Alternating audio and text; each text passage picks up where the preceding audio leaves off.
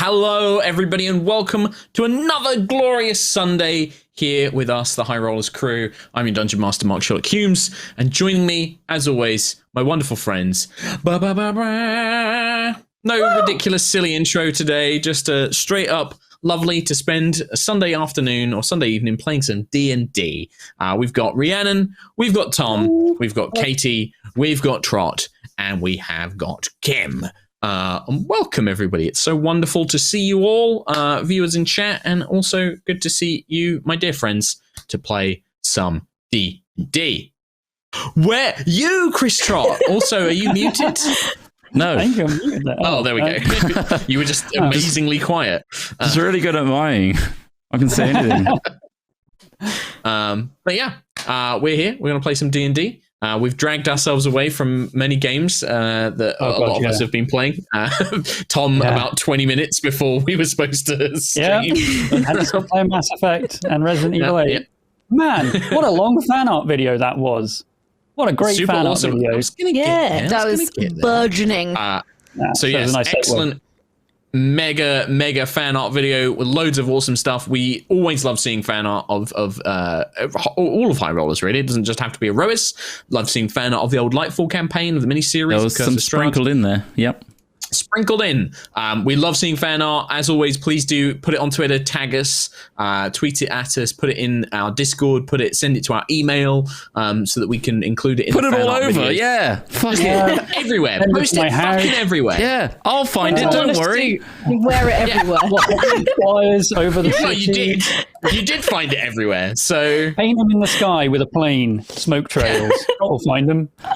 I mean, ideally email it, but you know, Yeah. And it, we yeah, also that'd just be want nice. you to share it. Share it everywhere and then email it too. Yeah, there you Yeah. go. How about that? There we go. Share it everywhere and then email it to highrollersdnd@gmail.com. Send it to us, and we'll put it in the old fan art videos.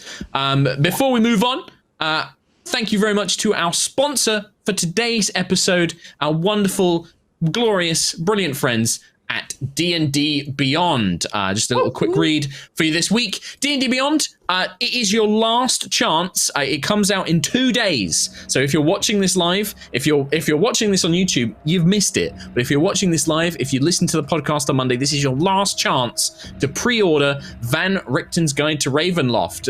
If you pre-order it on D&D Beyond, you'll unlock a number of bonus digital things for you. Most notably, the Memento Mori digital dice set. Who doesn't love a lovely new digital dice set? You'll also get 15 spooky character sheet backdrops, 8 new spooky themes, and 8 spooky portraits to go with it. And if you don't know Van Richten's Guide, I've got my copy here. I got a little advanced copy. I got that the other day. And if you don't know what Van Richten's Guide is, it's not just Ravenloft, the setting for Curse of Strahd. No. You might think, oh, but I'm not playing Curse of Strahd. What use is there? Look, there's the Memento Mori dice. Bam. Thank you, Chris Trott. But Van Richten's Guide is a D&D resource book all about creating and running horror-themed adventures.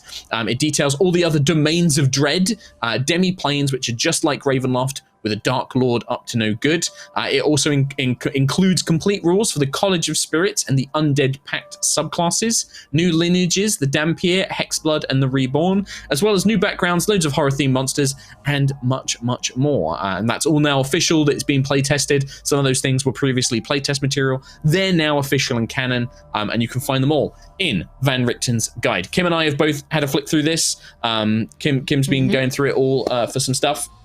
Yeah, and it's super good. If you want to run horror-themed adventures, there's like ideas for rules, there's ideas for new monsters, there's all these different domains of dread to kind of give you inspiration and ideas and cool story things. There's an adventure in here as well, I think, which has got a kind of Shining-esque, is it the Cask of Montillo kind of storyline? Is that right? Am I saying that right? I haven't made it through everything. There's so much content. It's that famous old story, the Cask of what is it? Montiago? No, that's not right. Hamlet. Hamlet, that's it. Hamlet. Well done, Chris Trott. Yep, based on Hamlet. That famous horror story. Amontillado. Amontillado. Amontillado. Breaking the wall thing, Right. yeah. There's kind of a I whole download. kind of reference to that in the adventure in Van Richten's guide. So you should go and check it out. And if you pre-order it on D&D Beyond, like I said, you get all access to all those digital things. D&D Beyond, fantastic way to use digital tools for D&D. And we love them, and they sponsor the show. So go and support them. Check out the link in the chat or in the video description below, and do so. All right, thanks. Don't be a memento moron. You just thought of that and you were like, I'm going to wait until I was Mark's done. holding on to that one for a long time. It was going through my mind, and I thought, Put him in jail. I'm going to say that one. That, I'm going to keep good work, Trop. That's good. Very good. Very funny, Tom. Just go and buy it, Forehead. Next thing, merch. Just a quick shout out that we do have a bunch of new merch. There is a few things still left in our merch store, but we are running out of those things. So we've got the brand new long sleeve t-shirt. We've got the graphic t-shirt, which Rhiannon is wearing there, with the stat graffiti kind of design. We also have notebooks. Am I missing anything else? No, so we've sold out of the callus pin. So it's got the new notebook, the long sleeve, and the stats t-shirt. They're all on our merch store that you can go and check out. And like I said, we are running very low, especially on the shirts. If you want to get those shirts, grab them now while you can, because once they're gone, they're gone. So do it. Use code High Rollers for 10% off. Woo! Bam. Thank you, Kate. Good reminder. I always forget about the code. Notebook with our cool like alchemy shelf. I really love that design. It's one of my favorite shirt designs that we've done. And you can get a little book. Wonderful. Little book. It's a big book. Don't As be a a note memento for moron. As a note for some people on merch as well, our t-shirts are all unisex fit. So whenever you see me, Rhiannon, or Kim wearing the shirts, that is how they fit on females. We find that they're a really comfortable fit. So I've seen a couple of comments about this, we specifically chose unisex because we couldn't find a nice fitting ladies alternative, and they're pretty nice. The necklines are not too high up. So just for any of us girls who want to know. Like we get samples sent to the office, and like Kim, Katie, and Brie always check them and make sure they fit really well. Also, as a guy, like I they're not too baggy. But they're not like slim fit muscle t-shirts as well. They're a really good, nice, comfy fit, and they've got a nice soft canvas material, cotton material as well. So us gals don't like those tight fitting ladies shirts, so we chose to not do that because they're not comfy. No one wants them. Yeah, Sorry. no. You like Not the old boob sleeve. Yeah, nice. All right. Kim knows. That's why Kim's laughing. Kim knows. Would it be a High Rollers intro if I didn't make things awkward? No, exactly. No, you're right. Keep No. tradition. No. Chris Trotz is dying inside over there. I didn't perfect. hear All what right. he said. No, good. It's probably for the best, Chris Trot. Probably for the best. Just got Benny Hill in my head. Sitting there, just letting it wash over. Well, unless there was Scott, anything you else. memento moron. Sorry, I've had to say it a third time. Let's play ban him. Memento More D&D, please. Let's play some Memento More. There, Chris Trot. I just wanted to end the stream. Oh, you just went to end the stream, I see. I thought you went to the wrong thing. I was like, Chris Trot wouldn't go to the wrong thing. What's he doing? No, I wouldn't time.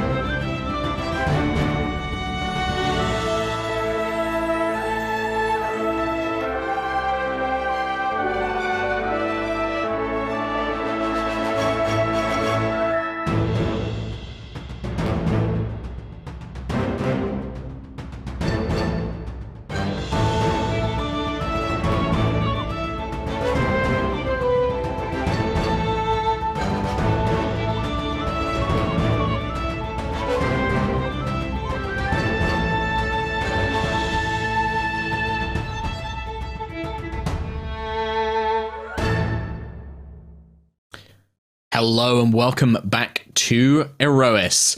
The Storm Chasers have decided to make good on their promise long ago and have set out to rescue Valla, a young girl they met when their adventures first began.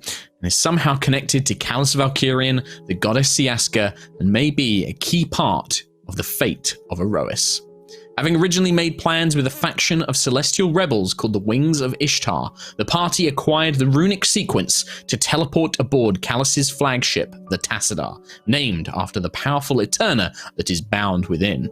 Quill contacted Zelian, the Solar leader of the Wings, and informed him of their plan, but a last-minute revelation that Zakira's minions had probed Quill's mind left the Celestial deeply concerned. The party pressed on, however, and after gathering some allies, the Deva, Rana El, and Idea Elanasto, Lucius's sister, they teleported aboard the Astral warship. Whilst trying to subdue the guards within the teleportation chamber, Quill reaches out to Zelian and the Wings of Ishtar, but received no response yet. And we begin with combat, as you guys were still just dealing with a couple of these guards. Within this kind of quite barren, plain, black crystalline and metal chamber aboard the Tassadar, we have 3 Valkyrian guards within the chamber itself. One of them, who appears to be the lieutenant, who seems to be in charge, has got this kind of clear resin mucus over his face, created by Idea, but has run up and is at the door that leads out into the rest of the ship. The 2 other guards are currently engaged in combat. We have one fighting Nova on a console which seems to contain sort of alarms and other systems and things like that, and then the other one is currently fighting Lucius and Rana in the rest of the room. And we begin at the top of a brand new round of initiative with Nova. Sorry, wait, real quick. Did you say the guard ran out the door? He is at the door. The lieutenant is at the door. Okay. Yeah, he didn't quite. Cool. He only had enough movement to get to the door, but it is currently locked. Nova had locked it, which he wasn't aware of. But he is there and may be able to start signaling for help. Sentry. Last week, I think I tackled him to the ground at the end of last week's session. Yes, you grappled him, didn't you? So you are next to him with him, yes. Yes. So that's the other important factor. That was because that was the very last thing that happened last episode, was you basically ran up and grappled him. But he does seem to be quite a dexterous fellow. He may still be able to wriggle himself free.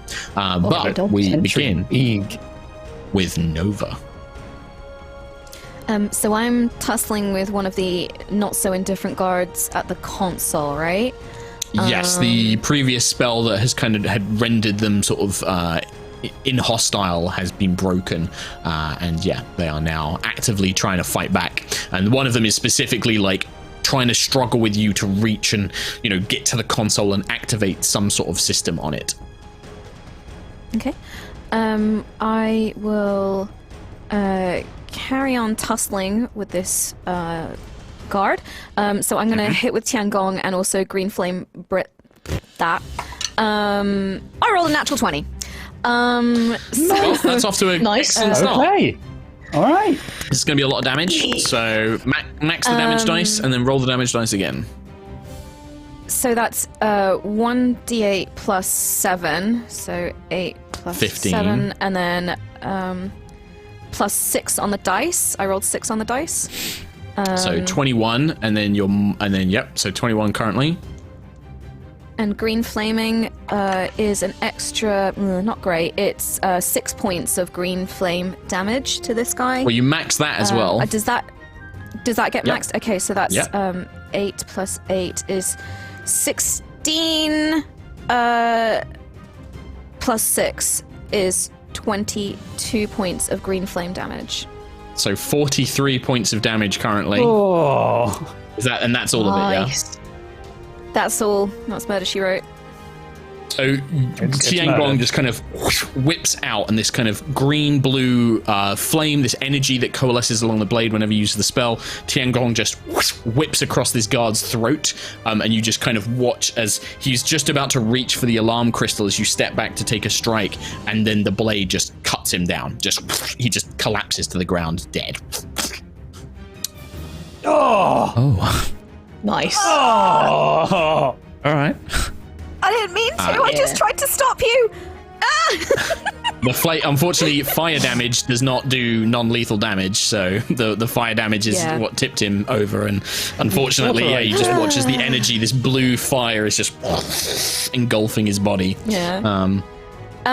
Just checking there's no other baddie within 5 feet of me, is there? They're just out. They're about 10, 15 feet away from where you were fighting, so they're just out of the other one is about 30 feet, which is the lieutenant that Sentry is currently grappling. But unfortunately, no other targets for Green Flame Blade in the area. But you have, however, stopped this one from trying to, do something. You don't know what they would have done. But anything else, Nova? You still have movement and bonus action? No.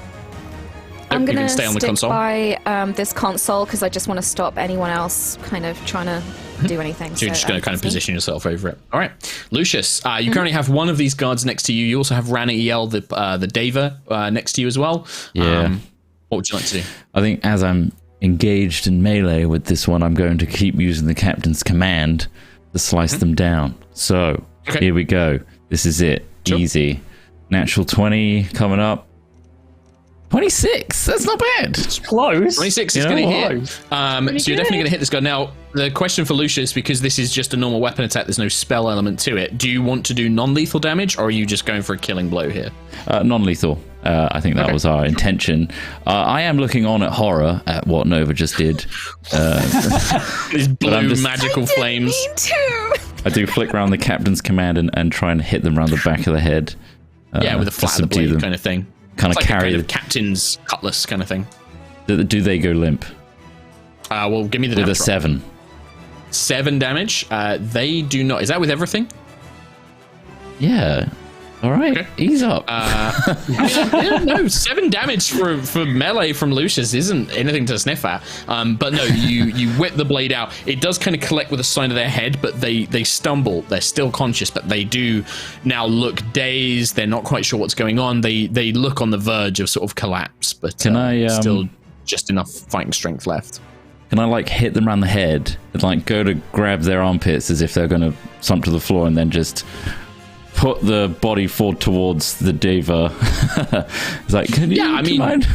Sure, you position yourself behind. There's no mechanical benefit, but Lucius kind of slips behind, almost ready to catch this guy, and then when he doesn't, you kind of just push up against his back, your turn. And you shove them towards Rana. Yeah. Okay. Anything else, Lucius, on your turn? That's all for now. All right. Keelek.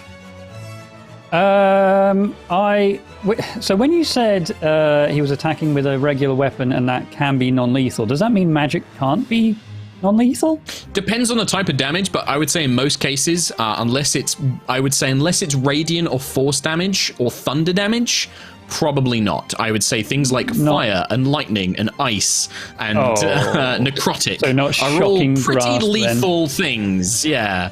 Anything that has a concussive force, but anything else I think is going to pretty much be non-lethal. What if I lightning lure the guy into the ground and just slam him into the floor?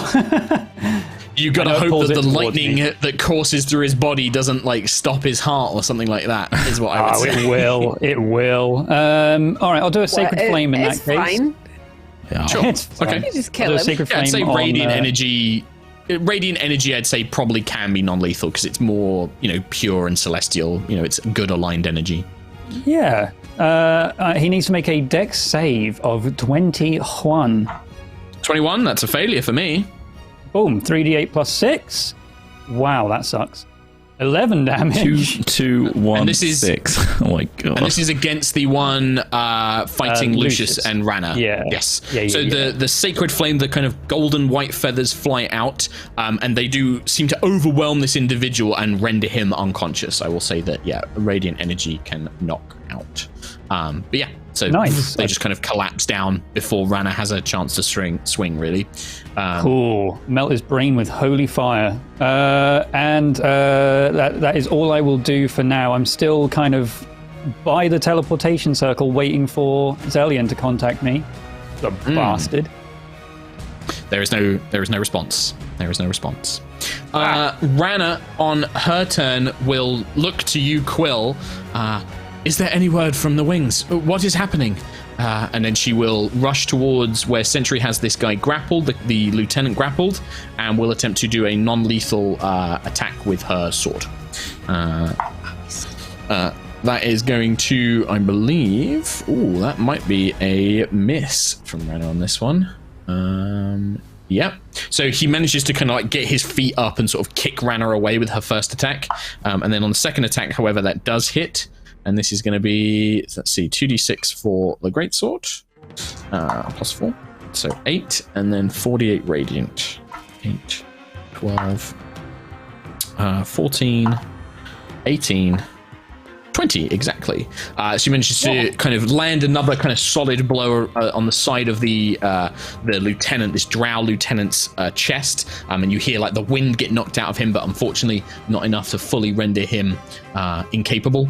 And yeah, Rana will just kind of get in position to strike again if need to. Ayla. I'm gonna hit the lieutenant. Okay, so you just move up next to Rana, the two of you kind of charging together. Oh, this poor dude. And Get wailed on. I don't care. Are you raging, Ayla? I am raging, yeah. Raging? Raging, Nice. yes, I am. Aging. I am aging. I mean, technically we're all aging. Yeah. 18 plus 13 to hit. 18 plus 13 is going to hit. Yep, can't do anything about that. Nice. 14 points of damage. Now, I would ask if you're doing non-lethal, but you are raging. She doesn't care. Like, She's just yeah, gonna... I don't think she would be, right? Yeah. I mean, So full even lethal? if she wasn't raging, I don't think still would. these are Smush. workers of Starbane. He's like a lieutenant Yep. of Starbane. I don't think she cares enough to be like, I'm just gonna knock him out. She kills him. Go for it. Sure. Yeah. What was the damage? Sorry, I missed it. 14. 14 points. The first first one? blow kind of cracks him along the jaw, blood kind of out of his mouth onto the floor. Still standing. This guy is very tough. You can see that he's obviously a well-trained fighter, but is just taking this pummeling. 20 to hit on the second one. 20 to hit. I don't even think he can parry that away. No, he desperately tries to like bring up his sword to try and block the hammer, but it just, the strength of the force of the blow, comes through. 20 damage. 20 points of damage. And then I gotta make a dex save, right? Yes, please. Dex saving throw. He's pretty good. Oh, that's a 2 plus 8 is 10. 12 points of lightning damage. Okay, so it's the lightning damage that as you kind of smack this guy twice, some of the others probably are kind of like, wait, and then you just see this lightning just, and Sentry, you probably feel like a little tingle of it as you're still holding onto him, as Ayla's lightning just blasts into him, and you just watch him kind of like, he like clutches his chest, his eyes smoke and like bits of steam come out as, internal juices boil, and then he just falls dead in your arms. He just goes limp. He's just... Ugh. Ugh. I think Sentry would give Ayla a nod, like Valkyrian, dude. Like I get it. Yeah. Yeah. That one's With still that- alive. We could kill him too. With that, I will take you guys out of initiative as the immediate threat of these guys alerting anybody else is out. I am going to... So you've been fighting in this room, and these rooms aren't entirely soundproof. So the way that this is going to work is that... I'm going to kind of keep like an alert level for the ship. And every time you guys do things, that will slowly increase the alert level or decrease the alert level. And having fights, even if you stop them calling out for guards, people might hear weird noises and they might tell somebody else like, oh, did you hear that? It sounded like somebody was shouting, or like somebody, thought I heard lightning coming from the teleportation room. That was weird, and stuff like that. So I'm going to raise the alert level by 1, just so you guys know, and I will keep a track of that.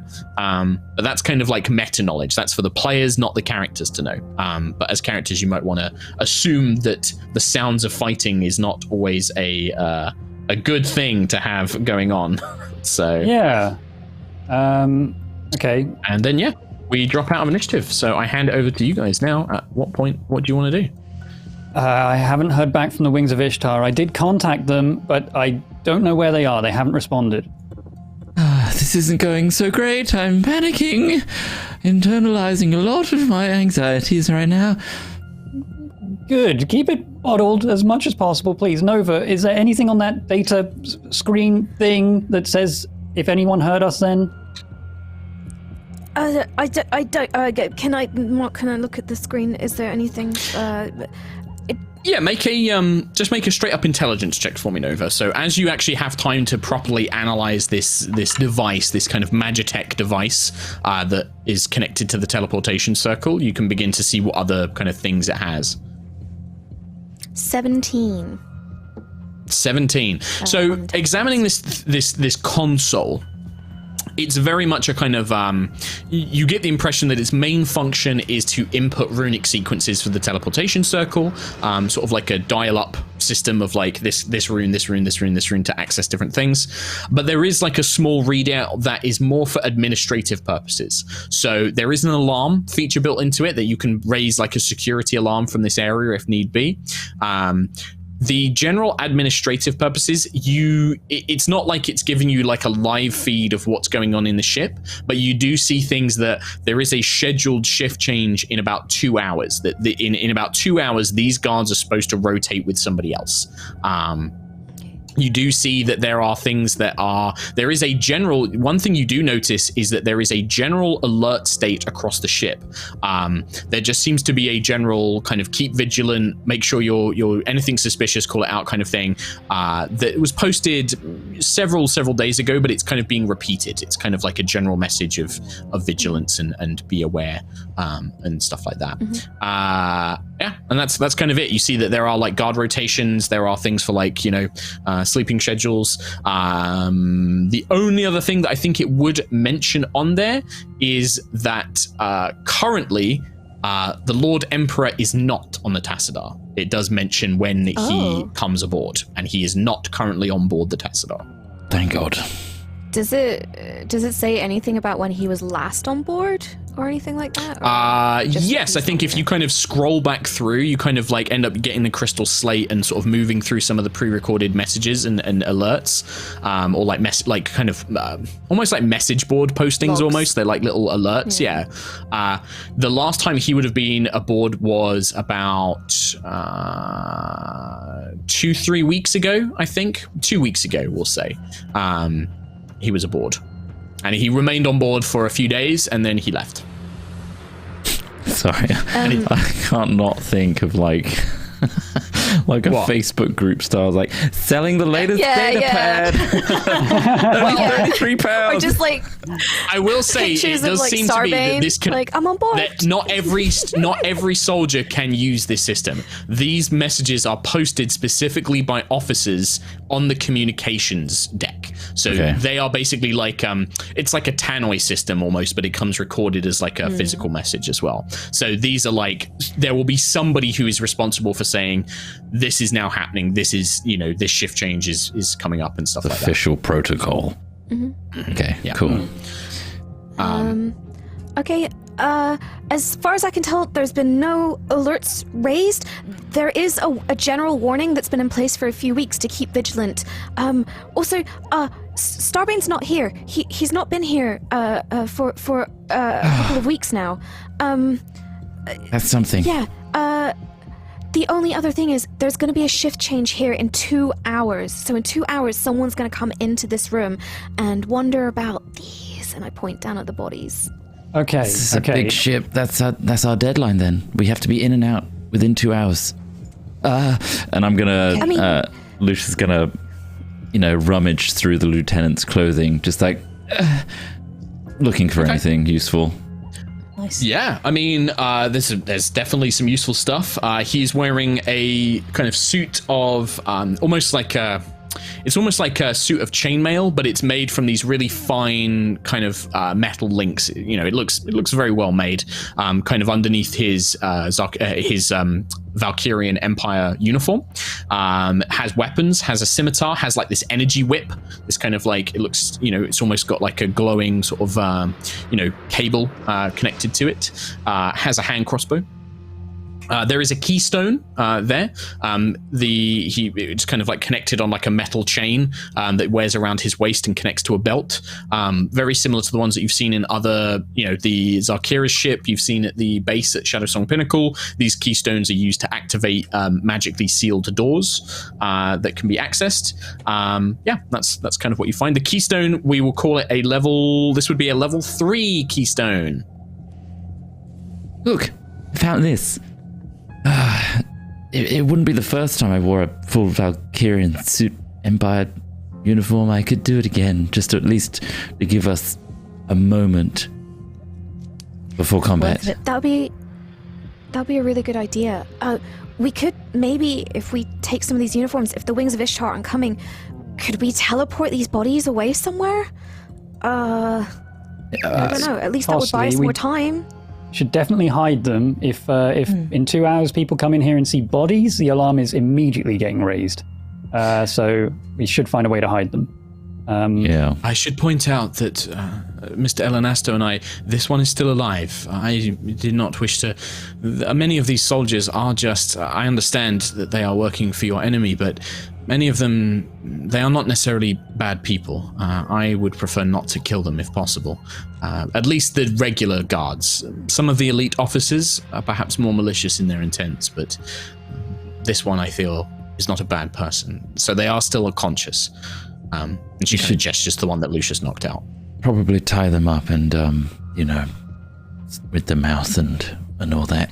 Stop them. I believe that shouting that Nova's plan to perhaps teleport them away may even be more advisable. I'm not saying I don't think we should send them back to Aerois, but it may be that there is perhaps you can find another entry, Miss Vija, in the logs of where a sequence that has been inputted that we can send them.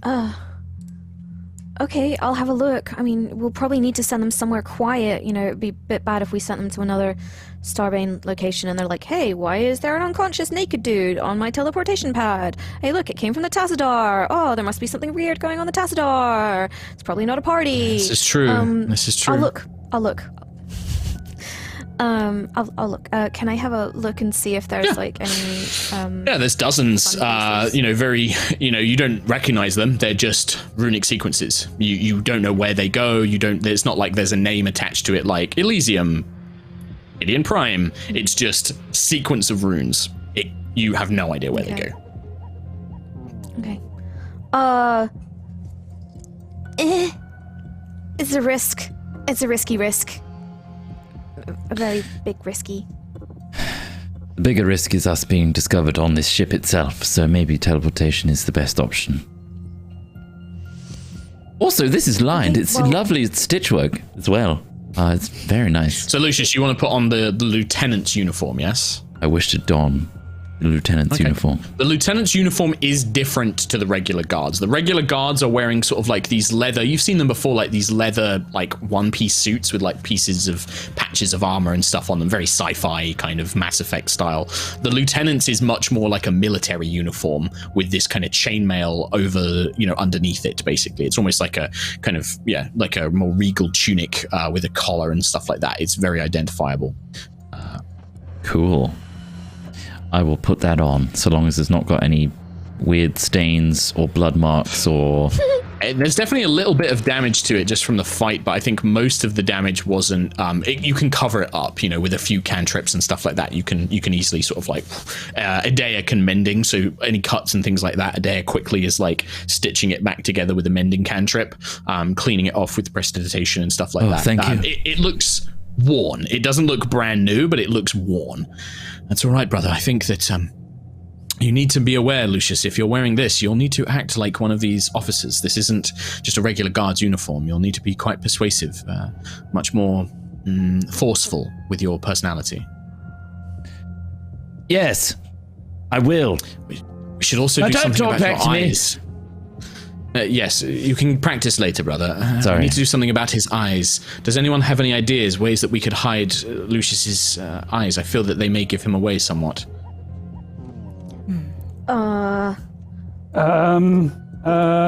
Blindfold? Any bandages? Maybe fake an injury. Like a rudimentary eye patch, perhaps. If we cover up one, they would not know that they're two different colors. That would look more suitable, yes. Perhaps the orange one is a bit, visible. I was wondering about Arcanist's magic aura, but I don't think it's visual. No, it just masks effects. I don't think it's not like an illusion. It's like an actual effect. I don't think I have anything then. I mean, you can always cut off like a strip of fabric from something. Yeah, and I just use it mean, temporarily. And a part of like the previous lieutenant's like underclothing or whatever, or like if they were wearing anything under that chain or a sleeve that I can rip off. They've probably got like a vest on, right? Like they've probably got like a basic vest over their body or something like that underneath their actual armor and uniform. You could cut a piece of that off and try and use that. Yeah, blood soaked. I'll put it diagonally over one eye. Okay. Yeah. And then have they got a hat, like a lieutenant's hat? For the sake of making this very Star Warsy, yes, they've got like the Imperial officer kind of The peak. shiny visor. Yeah. Love it. Nice. I'm putting that on to help keep it in place as well. Sure. What's my name? What's my name, everybody? Where am I from? Where am I from? What's like a Valkyrian name? Log readout? Yes, Nova. Could I get a Doesn't name? have names on it. On this shift. No, it doesn't have names. It just says it will say something like teleportation circle guard group, X, and then they're being replaced by group Zeta, stuff like that. It's all code phrased and things like that. There's no names. Yeah. No names. I don't think that they don't have things like dog tags and stuff like that. So yeah. Right. Just that Wow. you're Nothing a part of Erosian. Guard group. Yeah, X. Quill, any word from the wings? Anything? Still nothing. I'm going to contact them again. And I will cast Sending again. Another 3rd level spell slot, Zellian, you bastard. And I will say, teleportation circle clear, Tassadar still unaware. I wrote this down, by the way. It is 25. Remember, This is our only chance. We will proceed with or without you. Join us for this decisive attack. Okay. A few moments, and there is a reply. I am sorry, Keelek. This is a painful decision, but if Zarkira knows of the plan, the risk is too great. You must leave now. Is the response. I told him what I'm going to do. I'm not going to... Rana looks at you. Quill, what did they say? Did you hear back from Zellian? I did. They're not joining us. They told us to leave immediately. I'm sorry, what? They told us to leave immediately. I told him that we would proceed without him because we have to. We have to, right? We have to get Valla. We have to get her out of this ship. We have means- half the force we intended to have. Is it a good Can you idea? ask them to yeah, maybe can they teleport at least the uniforms, the bombs? Can they at least teleport their equipment if they're not going to join us? They won't. The spell doesn't work that way. The spell they can't Yeah. teleport. They'd have to send people. Rana Shit. kind of looks. Rana. I am disappointed in Zellian, but I would be lying if I said that Zellian operates a large network of agents across many, many worlds. He is very protective of all of them. If he thinks that this mission will fail, if he does not think that there is a chance to succeed, he will not risk them. He is too protective. If he or any of his close circle were caught or captured, it would give up hundreds, thousands perhaps, of other agents across other worlds. I think that perhaps he agreed to this plan when he thought that an element of surprise would at least mean that they could get away if things went badly, but if he suspects a trap, then And what I about am you, not Rana? surprised. Are you not a close I owe you my agent? life. I owe you my life. I will come with you. If you still wish to remain here and rescue this girl, I will come with you. As far as I'm concerned, I still have a debt to pay back to you, far greater than the one I owe Zellian and the Wings. Whatever you What's wish our to do, plan? I am here. What do we run? There's significantly less of us, but we're here. We are here and we cleared this room. We've got a long way to go with significantly less than what we'd hoped. But If do we we leave think we now, have a chance? Starving will worries know we me. were here. It's Zarkira that worries me. She could have set up anything here. She could come aboard this ship and mess everything up because she knows. Can we really take another fight with her? She hits hard. I mean, Starbane's not here. He hasn't been here for weeks. He didn't flee the ship a couple of days ago when Zarkira found out. They could have Because she put probably armies would in tell this him. teleportation circle. But if Zarkira never told him, then what is there on the Tassadar to surprise us? Adea will kind of step forward. If I may, if I were this Zarkira and I knew of you coming, or if I was this Starbane and I knew that you would arrive, that you had the specific sequence to this chamber, I would not have left 3 guards to capture you. I would have had a battalion waiting with rifles and weapons and agents and tricks ready for you to arrive. Even if they are aware that your intention is to come here, it seems to me, and I can only speak as to if I were in this woman's place what I would do, I would have set a trap here now to capture you as soon as you arrived, when you are at your most vulnerable. To let you into the ship allows you a chance to escape, to influence, to hide. The best opportunity for her to strike would have been the second we arrived aboard this ship. If she has not done so, then there is a chance that either she is playing a greater game and she knows things that I do not, another reason, another way to entrap you, or that she has not informed the ship yet. That is my assumption on all of this. Besides, it's already too late. Starbane's gonna know we were here one way or another. 2 guards are dead. The other one's still alive, and he'll tell someone at some point that we were here. Quill, I know this might be a bit of a stretch, but your messaging that you send to people, are they aware that it's you, first of all? They can hear it's my voice, and they should be aware it's me. Can you change that? Can you alter it to disguise yourself? As far as you know, there's no way to change the sound of it. There's no illusory component to sending. Now, there's maybe a risk, but you've seen that mind flare before. What if you sent them a message? If it doesn't come back, you know that creature is dead. It can choose not to respond, and I would have as much information as that. I could just use the eye. You could. Also, we could scry as not as big a means as the eye. On the Mind Flayer? Yes. I was thinking about this, actually. Zarkira, surely, in her army and primes, would have someone that could cast Speak with Dead. Even if the Mind Flayer was dead, I don't know. I feel like she would try and figure out what happened. I didn't think about that. Maybe we should just focus on the present, and that we're here, and that Valla is here. This is the closest we've ever been to her, and we should take this opportunity right now. We're going to take the opportunity. I'm not... But to be safe, I have a loaded question. What does Zarkira intend to do with the knowledge she gleaned from the Mind Flayer's information it got from me in a simple way? I had it in my head a lot quicker. What is Zarkira doing with the information the Mind Flayer got from me? Sometimes, Tom Hazel, I regret giving you this eye, because I have to fucking think of stuff. Right. Okay. Quill, you summon the power of the eye. And this is the first time you've attempted to use the eye since Hesper is no longer with us. Good question. Does it work? There is a flicker.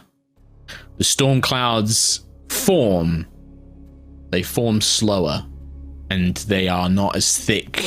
Things are thinner, almost shifting. The clouds seem to change across different days. You see sunlight, but it does appear. There is a flash of lightning, but the vision is now hazier, as if seen through crystal, as if seen through glass, frosted, like that of a sarcophagus you once looked through. Yeah. But something does... You can see something. You begin to see shapes, and the vision begins to clear as you see Zarkira. This very beautifully, darkly beautiful, long dark hair, red kind of robes, high collar, these bladed like wings folded behind her as she sits in a large chamber with windows that look out onto astral space. You see her in deep thought, no other soul around her. And for the first time you see her, she looks concerned. She looks doubtful. She looks contemplative. She mutters a few things to herself, but with this filter, you can't make it out what she's saying. Even with being able to read lips, you know that she's saying something, but it's not quite there. Yeah. And then she steps forward and she moves to the glass and presses a hand up against it and looks out. And in the distance, from this window that you can see just this tiny red light, very, very far in the distance. It must be millions of miles away and across the astral space, but you do see this red light. And she places her hand upon the glass and she thinks, and out loud you do hear, well, if it is a choice I must make, then better to negotiate what is best for me. She places her hand upon it and she begins drawing runes across the glass. And you recognize this is a spell that she's crafting, with the god being a cleric of the god of magic and knowledge. It is a spell that allows Zarkira to contact another plane. Oh my god. And you see the red star just glow brighter for a second, and then the vision ends. Oh my god. So I said the question out loud, and then I guess like the flash in my eye. Mm-hmm. Oh, okay. Oh, okay. Oh, I see why you were worried about her learning the information now. Well, hey. Oh my god! Just now?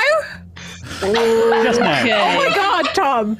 No. Hey, I'm on the same page now. I'm not next to you at the table anymore because, oh my god, you would have been through the chair so many times. Listen, I'm on the same page now. Anyway, okay, look. Good news. Zarkira is in contact with Hadar. Bad news, Zarkira is in contact with Hadar. But the good news, Best news I've heard all day, Quill. Best news ever. Good news is she is not using the information to contact Starbane about us entering this place. That's good. Starbane has no idea. One thing I'm going to say, I should have. This is something I want to make clear, because it's also me thinking about doing this stuff on the spot. When the vision ends, it's not a clean ending. It's like the power of the it's like you see enough and then the power fades. Like maybe there was more, but you couldn't see it. Like the eye only let you see a touch of what your question asked. Like if that was, you get the sense that was the most immediate thing Zarkira did with the information. You're not 100% sure if there's more to it. Right. But it gave me an answer, but not every answer. Yes, there's definitely you're beginning to sense that the eye has got more limitations now that Hesper's magic is being blocked. Like now that Siaska isn't fully formed, the eye isn't as reliable as it once was. Like you definitely think that what you saw was the truth, and it was the first thing that Zarkira did, or at least the most important thing Zarkira did, I will say, perhaps. But there was definitely more that could potentially come from that question. Okay. Yeah. So still either way, an answer, still intel, but a little bit more dubious now. Her first thought on getting this information, which, by the way, she has now, we can confirm that, is to contact Hadar. Which, obviously, is bad, but not right now. Right now, that's good. She found out and she didn't use it. To make this entire Tassadar infiltration the worst. She might have. If, she still might have, though, is what Mark's just said. Well, if I was Zarkira, that's her first thought, right? Yeah, but and also have. the most important thing from the most important response as well. if I was Zarkira, my second thought would be get Valla. Because if she's turning against Starbane and aligning herself with Hadar, that's a powerful bargaining tool against Starbane. That's a way to control him. So she could be. Then even more reason we must rescue this girl. Can we you cannot use the allow book to Zarkira see where and she Hadar. is? Find out if she's on the ship. I certainly hope so. Wayfinder's well, Guide. we don't know. Does locate creature work on? Oh, it worked on me, right? Of course it did. It does. Yeah, fine. I'll use 4 out of 10 charges Crap, on we're on the wrong ship. Wayfinder's Guide. Go straight out the window. Yep. Cast locate creature. Locate creature. Over there. The Tassadar, not the Tassadar. Oh, the Taste Hadar. She's already with Hadar. Shit. So, sorry, Quill. You're casting locate creature? Yes. I am, yeah. It's concentration for 1 hour. Describe or name a creature that's familiar to you. Sense the direction to that creature's location as long as that creature is within 1,000 feet of you. If the creature is moving, you know the direction to them. Given where you guys are, I would say that currently, if she's here, she's out of range of this spell. She's not within 1,000 feet. It's a big. I mean, 1,000 feet isn't actually that much in terms of like it's 0.1 of a mile. And if this ship is massive, then that's probably not going to cover it. 1,000 feet. That sucks. Huh. Okay. It does kind of suck. I agree that I think locate creature is a bit crap because its range is very, very small. Does that still use You want to the? homebrew the range? Does it still use the charges when you cast it? I'll find out. I believe so. Should do. Either way, it doesn't work. I'll 1/5 of a reading the mile. There you spell. go. 1/5. What 0.2 or something? Yeah. I misread it. But it's not as far as perhaps you think it is, and especially a ship the size of the Tassadar, you suspect that like this ship is probably sort of like a good sort of 3,000-4,000 feet tip to bum. Yeah. Okay. Well, I mean, yeah, nothing yet, but we are. Well, if you look at the blueprints of this place, we are probably the furthest we can be away from where we think she is. So we definitely need to get closer, but that involves actually proceeding with this plan, which I think we should do. I'm in I'm not agreement. leaving. Me too. Okay. Maybe it's foolhardy recklessness, but I want Valla back. And Well, yeah. I at least want to speak to Tassadar. Then let's go. Let's not waste any more time. Let's put these subdued people in hidden places and let's move on.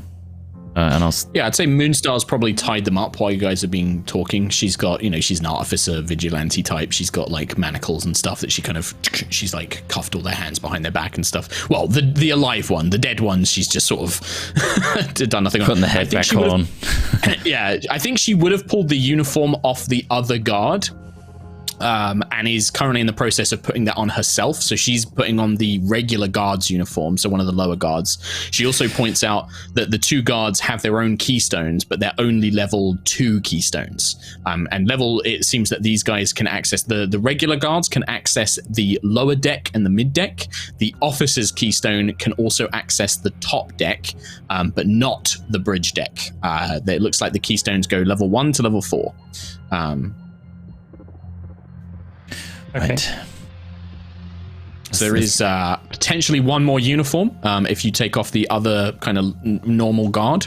And then that's it. You're out. Those are the only uniforms you got access to for now. Me and Sentry are not quite so easily disguisable, being erosion. But I can shift us to another plane for a while to navigate the ship. Makes us pretty much undetectable, even in the elevators. What? 3 of us, including myself. Okay. I nominate Sentry at the very least, but it's a question of how myself. everyone else wants to proceed the ship.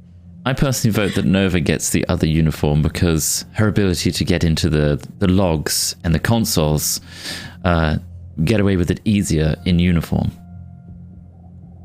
I can also alter my appearance as well, and go invisible, and shift to another plane.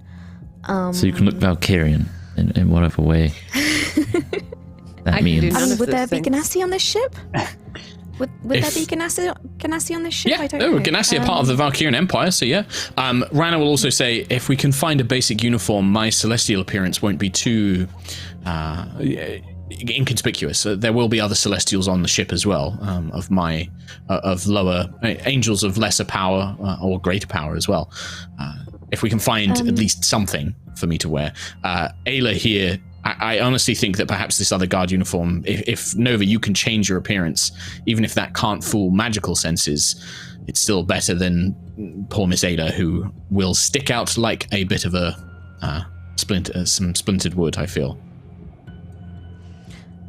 I will put Quill, the other one thing uniform to on. note, while Ayla's changing, one thing to note, if you're thinking of using etherealness, people with true sight can still see you.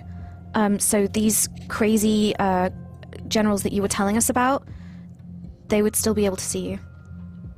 If we find them, they're going to be able to spot any of us. We just have to avoid them. Yeah. All right. So either way. Should we head I think towards... Ayla's gonna braid her hair and put it in some kind of bun under the cap. Yeah, and try and make herself the two guards have helmets. They've got like more traditional kind of helmets, and then they've got like these leather kind of like sci-fi jumpsuits. Basically, the lieutenant looks like an Imperial officer, and then the two guards look like Star Trek stormtroopers kind of thing. A mix of Star Trek and Stormtrooper merged together. Yeah, like a hybrid of like a Star Trek uniform and a Stormtrooper merged together, basically. The Lucius's one looks like an Imperial officer with a hat and stuff. So like Ayla and Adea currently have like these two helmets on. They've got like these uniforms on. It looks like you can carry weapons. It wouldn't be unusual for guards to be walking around with their weapons and things like that. So you guys have definitely got that covered. Okay. So we've got Adea, Lucius, and Ayla in uniform. We've got Quill and Sentry traveling through another plane, although I can also make you invisible if you want. And then we've got Rana and myself. I can alter myself, or I can make us invisible. Well, until I can find a uniform, I'll need something. The etherealness or the invisibility, either way, I'll need something to hide myself. If we can get down into the crew quarters, it shouldn't be too hard to find uniforms, at least for the regular guards or perhaps even officers, if we can locate some of them. Okay. That may aid us. The uniformed and ethereal folk, I say we go to the crew quarters, at least ahead of everybody else, and try and get in and out with a uniform for you. And then we can rendezvous back at the elevator. Okay. I don't think we should split up too much as a general note, considering our way out of this is the book that we need to all be around. Also, Team Ethereal, we won't be able to help in any way if something goes wrong unless we end the spell. Speaking of, be present. I can get one more person still. Me and Sentry, I can still have one more. Rana, then. If you can take me, then Keelok, yes. And then until we can locate something for me to disguise myself with, that seems best. Also, right. This is a dangerous strategy, and shut me down instantly if you want. If we're in this ethereal form, we can move through walls. We can go through the entire ship. Now, that does mean only the ethereal ones of us can potentially just head straight to Valla, but it does mean splitting. Not to mention where Valla is at the top, where there's more security and true sight and anti-magic fields and whatnot. So be careful of that if you are planning that. Don't believe anti-magic Perhaps will it could affect be it, useful. but still. Perhaps, Quill, it would be useful if we can move through solid objects. Perhaps we can scout ahead. We can always make sure that the coast is clear for the others. If you have a way of communicating still, then at least that way we can give them a signal if something is happening, or we can check for areas to hide, rooms that are empty or cleared. Yes, maybe you scout ahead and towards the crew quarters for now. I can messenger ring back and forth between us groups, so... Well, here's the thing. Oh. Your messenger rings planes? won't work. They don't, because the ethereal plane is a whole other plane, so you technically are not on the same plane of existence. No. So the messenger rings won't work. So does message work? Because it doesn't actually say anything about different planes, as long as I can see them. And I can, technically... Then, in theory, it should still work. We'll find out, won't we, Quill? Yeah, okay. Is it Either a way, concentration spell message? message, no. I just have to see them within Should a be range safe. of 120. Locate creature is concentration, though. So if you ethereal, you will lose the locate creature spell. That's fine. That's when Papa Quill comes out. I can cast locate creature if need be. That's I've true. got it. Sweet. All right. And that you guys be ghostly scouts, and we'll head Ethereal. towards the elevator L2. Okay, You'll be able to so hear us, you guys but not see us. have got the little map here. If you guys want to kind of draw me the route that you would like to initially take, so because you guys can like pull this out before you go ethereal, like you can say, right, this is the path we're gonna go to this area via this elevator, and then this is what we're gonna do. So the current plan, as I understand it, is go to the crew quarters and then find additional uniforms or additional IDs or something like that for you to do. If you guys keep doing stuff like that, I'm gonna be like, okay, cool. I'm just gonna start rolling random encounters then for this ridiculous route you're taking. Okay. No, we're going to ruin go... your fun. Ethereals, show us the route you're scouting first. The Ethereals are going to go up into the 4 mid deck, down the L2 elevator, and into the crew quarters. Okay, all right. And yeah. Rana will probably say, I know, did you still wish to try and disable the Tassadar as the wings initially planned, or do we wish to just focus on your own objectives, the Tassadar and this girl? Is there still any intention to try and destroy the Tassadar? I believe that rests entirely on our communication with Tassadar. Right, Yeah. Nova? Very well. I If think there's that's- no- we're It's a gonna have to secondary improvise. objective. It's not the top We're priority. gonna have to improvise right on the fly. Like we're secondary to the wings of Ishtar. You kind of are. All right. Okay, so in that case, Quill, are you going to cast Etherealness? I will cast Etherealness and swoop me, Sentry, and Rana. Okay, and because I don't want to be an unfair DM, you guys did say that you wanted to try and hide the dead guards and the unconscious guard. Now, there isn't really anywhere to hide them in this space. You could try and like put them to the sides of the doors, so if the doors open, if somebody looked inside, they wouldn't initially see them, but the second anybody comes in, they would obviously turn around and see dead bodies in the corners. But there's nowhere really to hide them. There's no Hitman-style bins in here to be like, dump the bodies in. Yeah, I know. It's shocking. No convenient man-sized bins to put bodies in. Oh, man. No shoots, So nothing. do you just want to just kind of like shove them in the corners and just try and be done before anybody comes in? Or are you gonna, what do you want to do? Chuck It's a them out 5th the window. level spell to teleport. Yeah, It that's is. what I was thinking. Yeah. It does kind of suck Do we to need do to that. use the spell? Does it not activate? You do. Never mind. Yep, you still need to have somebody who can Okay. cast the spell to activate the teleportation circle. Yep. Just Cool. bung him in Shove the corner. then. Bung him in the corner. Yeah. All right, okay. Blanket over. I'll just put like a little note to myself on this. Bunged. Guards bunged Okay. right now. Bonked them, and now they're bunged. All right. Okay. So So bonk and bung. when Quill, you cast the etherealness on yourself, Sentry and Rana. Sentry and Quill, you both experience this kind of thing. As the spell kind of spreads over your body, Sentry and Quill, you feel this intense cold. Like you no longer can feel, you realize as your body begins to change, there were like tiny air vibrations, things like the sounds of the ship, the sounds of your friend speaking. As soon as you enter through it, it's like it all cuts off. You enter a space that is, your skin feels cold to the touch. The sound and the world around you, you can only assume that this is what spirits must feel like. You can see the outline of the ship. You can see the outline of your friends, but it's all muffled and grey and wispy. It's almost like it's all made from smoke and mist, barely tangible, really, to gather together. The three of you are the only things that look real, the only things that look you can reach out and touch. You sense that your body no longer obeys the laws of things like gravity or weight. You can just will. You have to think where you want to go. Moving your arms, moving your legs does nothing. Trying to fly Quill with your wings does nothing. Here, this space, you move by thinking, go this way. And your body kind of begins to just drift through the space itself. You can see Rana seems to be a little bit more adept at it. She immediately kind of helps guide you through to start moving and things like that. But yeah, it kind of takes a second to get used to.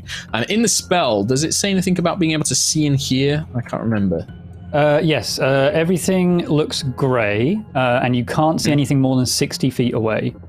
And rules for sentries benefit is that we can move at ordinary speed, but if we move up and down, it costs an extra foot for every...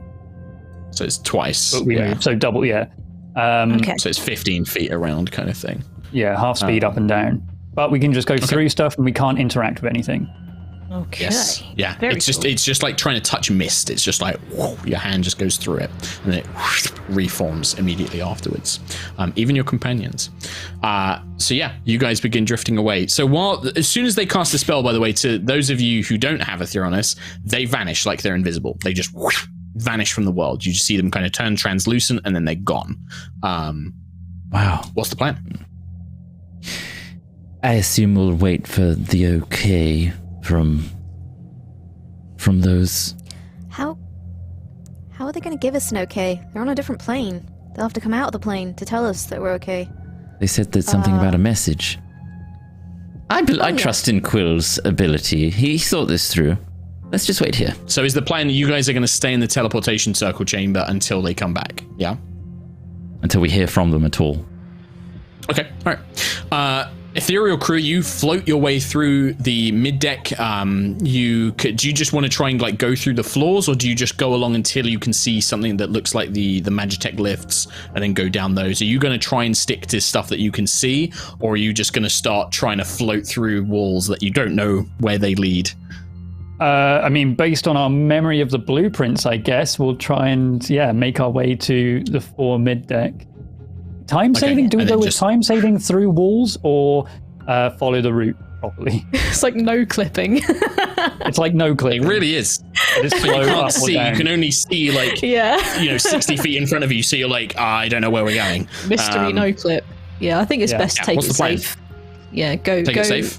Okay. Yeah, go. To actually follow the rooms, right? Yeah. So yeah. On the blueprint, by the way, if a room is below something, that doesn't necessarily mean you have to go up. It sometimes means that it's just like an adjacent room rather than it being actually lower than that. You guys make your way through the corridor and immediately kind of stepping out onto the mid-deck, you realize, man, there's guards pretty close to the teleportation chamber. Like you can see that stationed at every major bulkhead, there is at least a couple of guards. Sometimes there's just groups of them in the corridors having a chat. It just looks like they're kind of like talking about business, discussing kind of personal matters, sometimes matters of military matters. But you just pass through them. And this is a very busy ship. It's a case of you can't just like walk through in its empty corridors. There's pretty much somebody at every major junction or every major doorway going about something. You see all sorts of different rooms. You can see sort of like armories. You can see barracks. You can see maintenance bays, all of this kind of stuff as you're making your way down. When you reach the Magitech lifts, you can see that at each of those, there is 2 guards basically checking keystones and things like that. You make your way down. And then when you enter the lower decks, things become a little bit more chaotic. All of these, the corridors down here, unlike these pristine black and metal corridors of the mid-deck that you saw above and you've seen on Zakira's ship and things like that, these kind of sleek metal sci-fi things, down here, it's a lot more chaotic. There are these kind of thick, almost like copper pipes that kind of like line the ceilings and the walls. You can see that there are steam like vents of like hot air that seem to erupt in. You see sections that are almost there's like flames, like hellfire is literally like burning out of like one of these like vents, like just gouts of it coming loose, and coming and going at all sorts of different, you see engineers in like overalls, dirty overalls with like magitech tools and things sticking out their pockets, and all covered in like soot and blast marks from being in some sort of hot environment. You see soldiers in normal gear coming and going, and eventually you make your way into a section which has been cleaned up a little bit more. The walls, there's no vents, there's no hot steam blasting. You go back to the kind of crystalline black frame of the rest of the ship, and here you can find that there are dozens of small bunks, set aside to about 4 or 5 individuals each one, but there are dozens of them. Judging by these crew quarters, there must be at least sort of 200, 300 soldiers aboard the ship, along with all sorts of, you can see constructs. There are whole bays, like these giant cargo bays down here, and there's just racks and racks and racks of automatons. Not guardians. These look much more like the things you fought before, basically kind of, like golems. There's no organic elements to them. There's no sentience to them. They just hang up like they're puppet dolls. These long limbs with clawed hands, all painted in black and purple, just kind of hanging there. Hundreds of them in these corridor bays. You definitely see some which are much larger. They look to be, hulking sort of 12 feet, 13 foot tall machines. Some of them look like they have like chest cavities where somebody sits inside them, and they're all kind of like prepped up and ready to go. You see all like some of those the vehicles that you've seen behind. Like this is a warship, and it is prepared for a war. Checking down here, you don't see signs of any. Most of the soldiers you come across are Genasi, humans, orcs, Eladrin, fey creatures. You don't see any like elite angels. You don't see any elite looking devils. You don't see anybody nobody seems to recognize you as you're moving around. This area seems, for the most part, fairly clear. Any questions as you've been making your way through? The constructs, do they have like a similar looking construction to like the Colossus blueprint? Not. They're humanoid in shape, so they've kind of got like a humanoid shape like the Colossus did, but not a similar design. These things look a lot simpler. Okay. And there's, they're clearly, they've got basic framework bodies. They seem to not have like any inbuilt magitech or anything like that. They are literally just like robots. They're literally like lifeless automatons. The Colossus is, looking at the schematics for that thing had like energy cannons, and it had like compartments for troops to hide in and stuff like that. It was incredibly technical. These things look more like almost like animated suits of armor, or like something like that kind of thing, but produced on a mass scale. Nice. Tom, right? Any questions? So the fighting in the teleportation circle, that didn't attract any guards. It's just people talking casually, just living life. Yeah, so far you don't think that anybody's under any sort of alert. The ship definitely does have an air of being on edge, like you said. Like moving through the mid deck, there was a lot more security. When you get into the lower deck, not so much. There's a lot of people here, so moving around and being suspicious would be potentially very dangerous because there's a lot of people to notice you, but it's a lot more relaxed down here. The only place it gets much more heavily secured is by what you assume to be some sort of entrance to the elemental engines. You can see these large hulking automatons and, sentient guards checking everybody coming and going and things like that. Seems a lot more heavily locked down, but the crew quarters and the lower deck, much less security. The mid deck, a lot of security. Okay. Sentry, we need to go back and tell them what we've seen. Also, the plan. I guess they just mingle. They just mingle among the Tassadar crew. I'm pretty sure they could blend in, right? Looks like the kind of place someone could blend in. Lots of for sure. Ayla's a mingler. Races and creatures, and this will be fine. It'll be fine. Okay. All right. Okay. Let's head back. Get in contact with them. Have them follow us within the range of message. and we'll lead them through. Okay. All right. You scoot back. I'd say that in terms of time, because how long does ethereal last? 1 hour?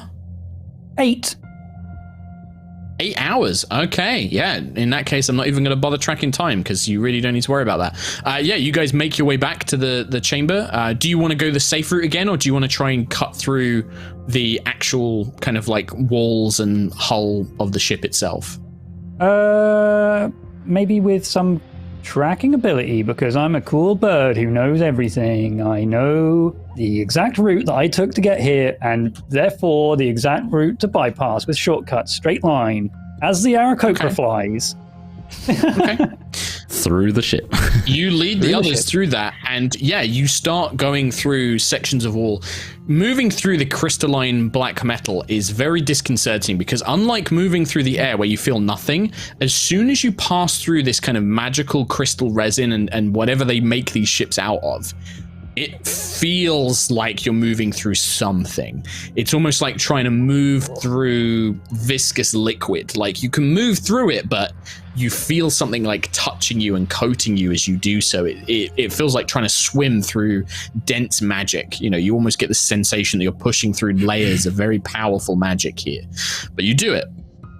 One thing you notice, Quill, is beneath the running along the fore mid deck, between the mid deck and the lower deck, there is in fact small cavities that seem to be almost like chambers that you can move through, like so maintenance hatches and things like that, because there are sections of the ship where like magical repairs need to be done and things need to be tweaked and added and bolted to and things like that.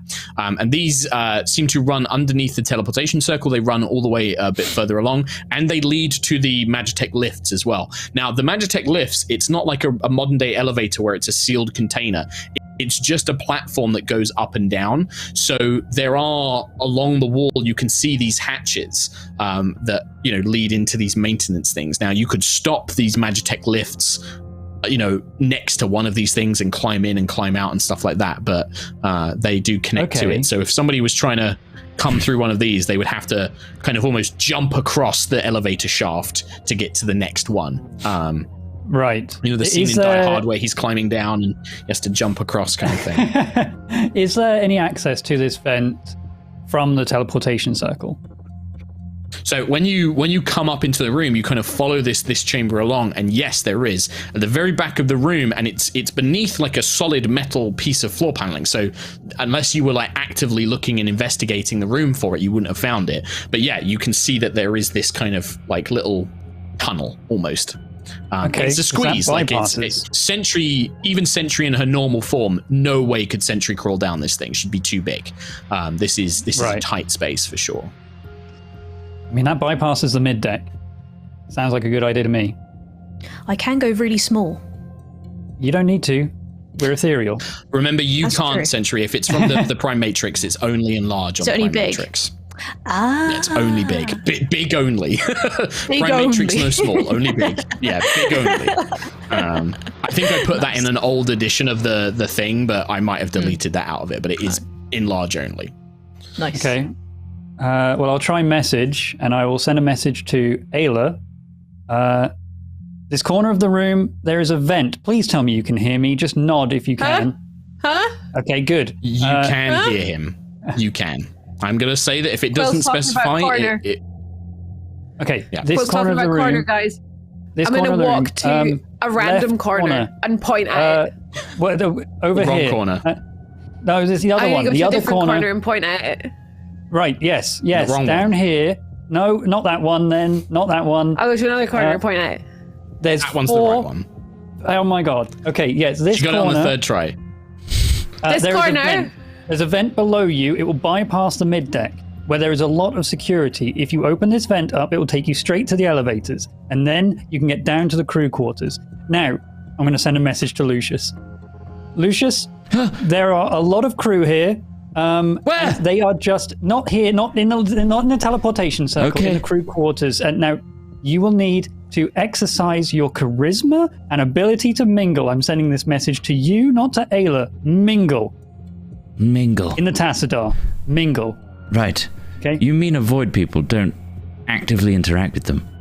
Just look like you belong here, right? Right. All right.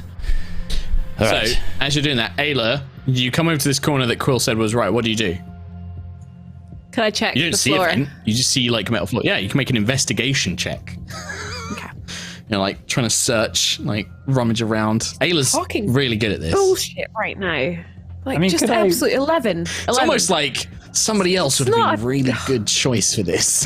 It's a vent to pull open, right? I thought it just be a 11. strength thing. You're looking around. It all just looks like metal floor. Like you don't, you're like, you don't see any sign of a vent. You don't know what he's talking about. It's just a floor. All right. It's just a floor. I'm going to end the message with Lucius with, oh, for the love of message to Nova. Nova, What? I need you to come over here and... He's in my head. Where Ayla is, there is a vent. Please find it for her so she can open the thing. I mean, There's not a vent. maybe there's a It's way just to the open floor. it on the console. Can I check the console first and see if there's like a mention of like vent controls or anything? Yeah, like I think that makes sense, right? You kind of, it's buried, like you have to kind of like go into like pressing a few of these crystals, it brings up like these different sort of symbols, and one of them is, you think it's like maybe like a converted elvish rune for like repair. And you're like, oh, maybe, and you touch that, Jeffrey's and there is like a cube. faint kind of like popping hiss. And Ada, a section of the floor that you were like looking at and turned away from kind of just pops up a little bit, just like an inch. It's just like, Quill left me a very Found it. important message about mingling with the crew, but I just have no idea where to go. I don't think we should Sarah. mingle with people. I think we should just... hide. Are Valkyrian soldiers very talkative? No, I think we should just Those two were chill. Just the indifferent ones. Speaking looking of- down into this little tunnel, if Ayla does pop it open, by the way, it is very small. So basically any of you, because none of you are small creatures, you would have to squeeze through it. There are like jagged sections of metal and crystal.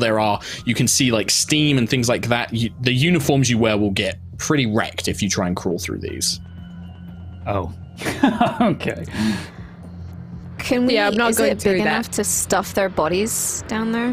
The bodies? Oh, you could good certainly- idea. You could certainly try that. Yeah, Can I do that? Okay. I'll do that. sure. Sentry, Yeah, what are they doing? drag those over. I don't know. Was this Putting part- bodies. Cramming. Oh my god. Okay. Oh my god! How are they moving their arms? What? Well, How see, are- if you how just are put they their fitting arms them up in? like just- this, Oh my their god! shoulders go together. Oh, good idea. Okay, yeah, I'll do that. Yeah. I don't think Okay. shoulders are supposed then to I'm, bend like, that sort of- way. What? No, okay. I can't watch. Oh my They're not going down that way. If from Ayla over. can't get like the last one in, she's just like stamping on it, like really. Is that the unconscious my one? Let me God, see if he wakes up. No, not the. Let me see if the unconscious. I'm assuming you put the unconscious one in there safely and then you stamp on a dead one. I don't think. Ah. I'm looking Who's gonna around wake up to that? at the doors, just like pretending that it's not happening. He's like wedged in between two dead bodies in this like tiny space. We Yeah. really should have just killed that guy. Sorry. Should I just kill him? Should I just like? no. There's something rather immoral about killing an unconscious guy. But Yeah. Quill, But then he Sentry. is going to wake up and be very I- traumatized. Sentry, I always wished to see what it'd be like to see everything from the outside perspective. This is the worst. This is the worst. I understand. I understand now. I've So seen much everything. anger. So we have Okay. to. Nova, I honestly, that wasn't the plan. You were kind of meant to slip through that and just go straight to the elevator, but okay, body's hidden. That does mean you will now have to go through the mid deck, which is full of, security, and it means even more Quill's mingling. criticizing our plan.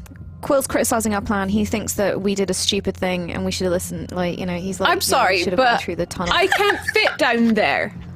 It's tiny. We're gonna have to Can't go fit down through the there. mid deck. Hopefully, there's no one there. Nova, Nova. you just make us invisible.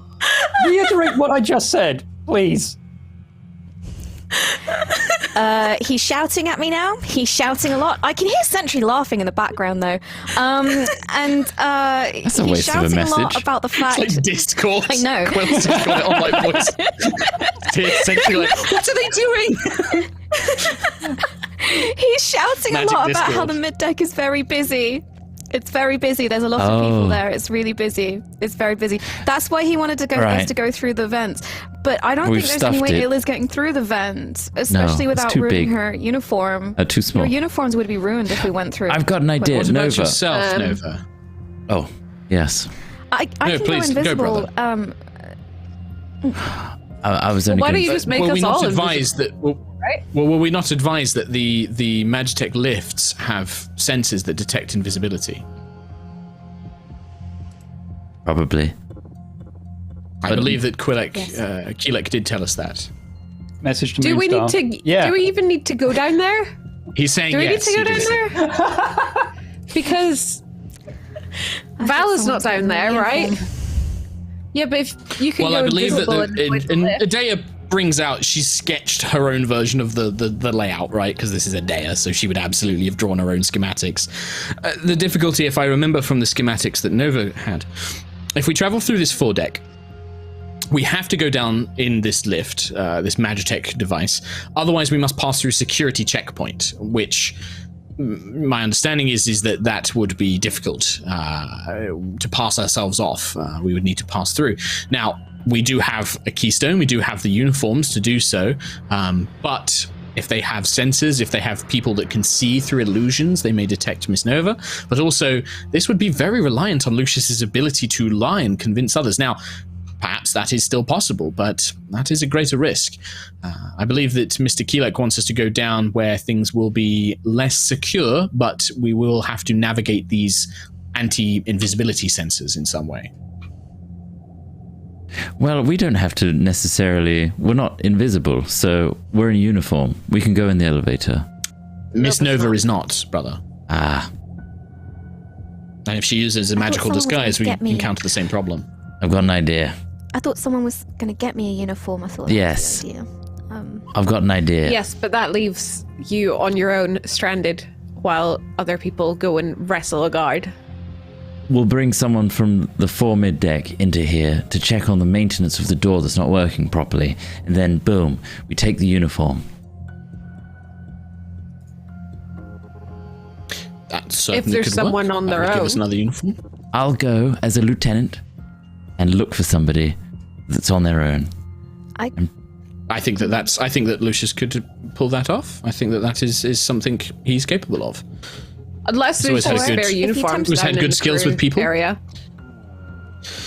The problem is that the temporarily, ethereal ones who are ethereal can't gather them. They can't bring them to us. No, we would but have we to go and could. fetch them for Nova. We could Yes, go and that fetch means them. leaving Nova on her own, as you I mentioned. could, if you unsquish the bodies, I could go through the vents on my own and go invisible at the crew deck, find myself a uniform, crew up, wait That is true. for We could attempt that as well. stuff. You have a choice, Nova. Make that choice in 5, 4, 3, 2. Well, I'm going to the mid deck. And we're going to take a break. Oh my god. And it's break time. Break time. Yeah. It's a classic infuriating. high rollers plan. It's the best. We are the worst. Just We're the all of worst. us in ethereal form, just putting our hands around people's necks, shaking. To be fair, I love Feel it. that? Me you're not personally, helping I that love much. it. It's cold around my neck. I've got a chill. Somebody's touching me from beyond the grave. Yeah. We're going to take a quick break, let people go pee-pee, grab a drink. love this. Tommy's going to read out some messages. I am. We'll be back in like 5 minutes. We're going to be back to the action in 5 minutes. We're just going to take a quick break. Hell yeah. Hell yeah. Oh, by then, it just went silent so quickly. Father's Day is just around the corner, and nothing says, "I love you, Dad," more than a world-class trimmer for his own natural 20s. You heard that right. The Lawnmower 3.0 from Manscaped is the best body hair trimmer on the market. Manscaped offers precision-engineered tools for your family jewels, and you can get 20% off and free shipping by going to manscaped.com and using code HIGHROLLERS. Have you ever seen a nose bush sticking out of your dad's nose? Well, included in this new package is the Weed Whacker ear and nose hair trimmer, which is waterproof and uses a 9,000 RPM motor-powered 360-degree rotary dual blade system. That's 20% off with free shipping at manscaped.com with code HIGHROLLERS. And don't forget to show your dad some love this Father's Day with his own little body trimmer. Isn't that just a wonderful gift from Manscaped? Oh my God, we have some donations from that Norwegian guy. It's a quarter hundo, and this one is week 5 out of 6 of telling high rollers well-deserved compliments. And today, it's you, Mark. The only times I have cried related to entertainment is the end of Lord of the Rings and multiple events in Aerois. The emotions and thrill you squeeze out of your creations is so inspiring. There you go. The end of Lord of the Rings and Aerois. That's kind of amazing. Yeah, that's an incredible compliment for sure. That's wild. Because, man, nothing gets me more than, like, my friends, you bow to no one. And also Aerois. All right. Alleged Citizen has donated with, it's taken exactly 90 days, but I finally watched all episodes from 1 to 111. 90 days! Oh my God. And it's my first time watching live, and I'm so excited. Well, welcome, Alleged Citizen. Thank you, everyone, for doing such an amazing job. Thank you very much, Alleged Citizen. I'm amazed you did it in 90 days. And yeah, welcome. Make yourself known in chat. Give a wave. Welcome to Live Gang for... Why do I keep saying that? I can't get it out of my head. I need a better one. Stitch Indigo has donated with I won't read this because this is a spoiler for an anime that I don't watch, but it's fine. I won't read it just in case anyone else cares. Thank you very much, Stitch Indigo. Fire Red Green has donated with, been watching you guys since Lightfall episode 3 when I was finishing secondary school, and just yesterday did I hand in my final assignment for university. Amazing. Congratulations. Thank you for being here and providing me so many and many others amazing stories through the years. Thank you very much, Fire Red Green. Congratulations on handing in your final assignment as well. Very, very, very well done. It's a great feeling. You're done. You're done. You're free. Now you get to experience adult life. I'm sorry. Timmy has donated with, it's been a while since I've been able to join live, and it feels good to be back. Good luck with the Tassadar raid. Get our girl back. I will get our girl back. Hello. We will get our girl back. Hello. Flaming Ninja 223 has donated a quarter hundo. Grats. No boigies? No mid-episode boigies? No. Flaming Ninja 223 with a quarter hundo. Hey, eye rollers. First time watching live and donating. Welcome. Been here since the first campaign and looking forward to another crazy episode. Hope everyone's having fun and enjoys. I love you guys. See ya. Having a lot of fun. Well, feels like when me, Sentry, and Rana are in the ethereal form, it feels like we are just chat and we're watching this entire thing happen, and now we're just backseating the entire thing, watching the crew do stupid things. Wedging that vent. Excuse me, mister. The whole plan is now revealed to the enemy, and you didn't realize it. Well, no, I mean, like, I knew that she knew, but whatever. Like, hey, she might join Hadar. And you know what? Right now, that's good. That's a good thing. And that's what I was saying. It's a good thing. Right now, yeah, it'll be something way later down the line. It'll probably end up worse in the long run. I'm a short run kind of guy. Got short vision. And that's what it means, right? Short vision. You only live till like 3 anyway. Exactly. I'll be dead in like 7 years. Someone else like probably. Whatever. So that's fine. And finally, Vegaloff22, thank you for the donation and no message. I will read the rest at the end of the episode. I'm going to head off real quick, and then we will continue with the episode. That's how I say episode. Bye. Bye, Tom. I have to wait until everyone's finished their mouthful of garbo? I'm here, it's all right. It's all good.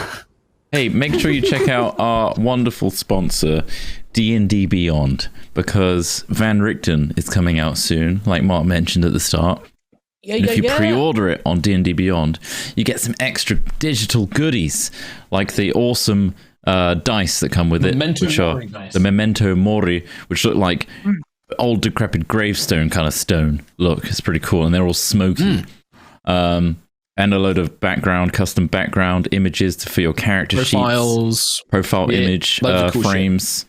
Lots of cool stuff. So if you pre-order it there, also if you're a subscriber on D&D Beyond, you get monthly drops of goodies as well now. Yeah. So make sure you're subscribed. Yeah. Don't be a memento moron and subscribe to D&D Beyond. I'm glad you used it again. What a great joke. Yeah, it's a good one. What a great joke. How could you not? Such a good joke. Tom Hazel, he really comes up with the good ones, doesn't he? He really is. Man, what an intelligent guy. Just so smart. Smarter than everyone else. He's up there, isn't he? I think like Stephen Hawking, Einstein, Tom Hazel. Yeah. George Clooney in Ocean's 11. You know, he's the mastermind, right? Yeah. All of his ideas are brilliant and they never go wrong ever. Can we stop listening? And he definitely to Quill? thinks about the consequences of them all. It should preserve his brain, honestly. We should. Put it in a jar, What a treasure. Everybody needs to see it. Do you know what, guys? I just want to say, the thing that made me laugh when he used the eye on Zarkira, it wasn't like we all knew, right? We all knew what was going to happen. It was his surprise. That was what made me laugh. Was Tom like, oh, like I was just like, what do you mean, oh? That's it's called role playing, Mark. Oh right, yeah. Role playing a wisdom 22, wisdom 22 character. He was surprised. Very cool. All right, we're back. Thank you very much, everyone, for all the lovely messages and the donations and subbies and all of that good stuff. But we're back now, and we're gonna carry on with this madness. Isn't that lovely? So good. Team, what's the plan? I'm going through the vent. Okay, so with Ayla's help, you managed to kind of pull or move some of these bodies and unconscious guards that you've stuffed in there temporarily. And Nova crawls in, little bit of pooling blood. You're like, oh, you got to wipe it on your thing, and then. Oh, for fuck. But yeah, it's a squeeze, Nova, and it's uncomfortable. This is not a pleasant space to be. You kind of have to have Tiangong out in front of you, you know, because having them at your side or on your back is gonna catch on things. So you're having to pull them in the front, and yeah, army crawl your way through these vents. You know that scene in Aliens where Bishop gets in that tiny space and just wriggles forward? It's a bit like that, but it's a bit bigger than that. It's not quite that tight. Okay. But yeah, so you leave that and then, yeah, go on.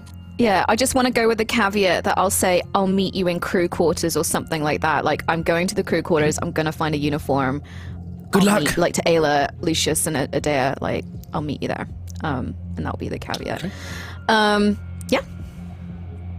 Okay, all right. So Nova it's gonna take Nova some time to crawl through this space. So the rest of you, Adea, Ayla, and Lucius, are you guys just gonna basically try and talk and walk your way through the mid deck? We're gonna have to just. I'm gonna put the bodies back first, just for clarity. Seal up behind Nova, back. so if she needs to come back this way, she's trapped. It's fine. Yeah. I have 50 million ways to teleport. It's fine. Pushing down the lid, squishing it all in. And you definitely hear some bones crunch when you do that. Oh my god! No. They weren't having a good day. They don't know anymore. When you play a stealth it's game, fine. exactly. When you play a stealth game, you don't think of some of these realities, do you? You just throw all the men in the bin or in the chute. You don't think about how they get crushed. 50 bodies can fit in a dumpster. It's fine.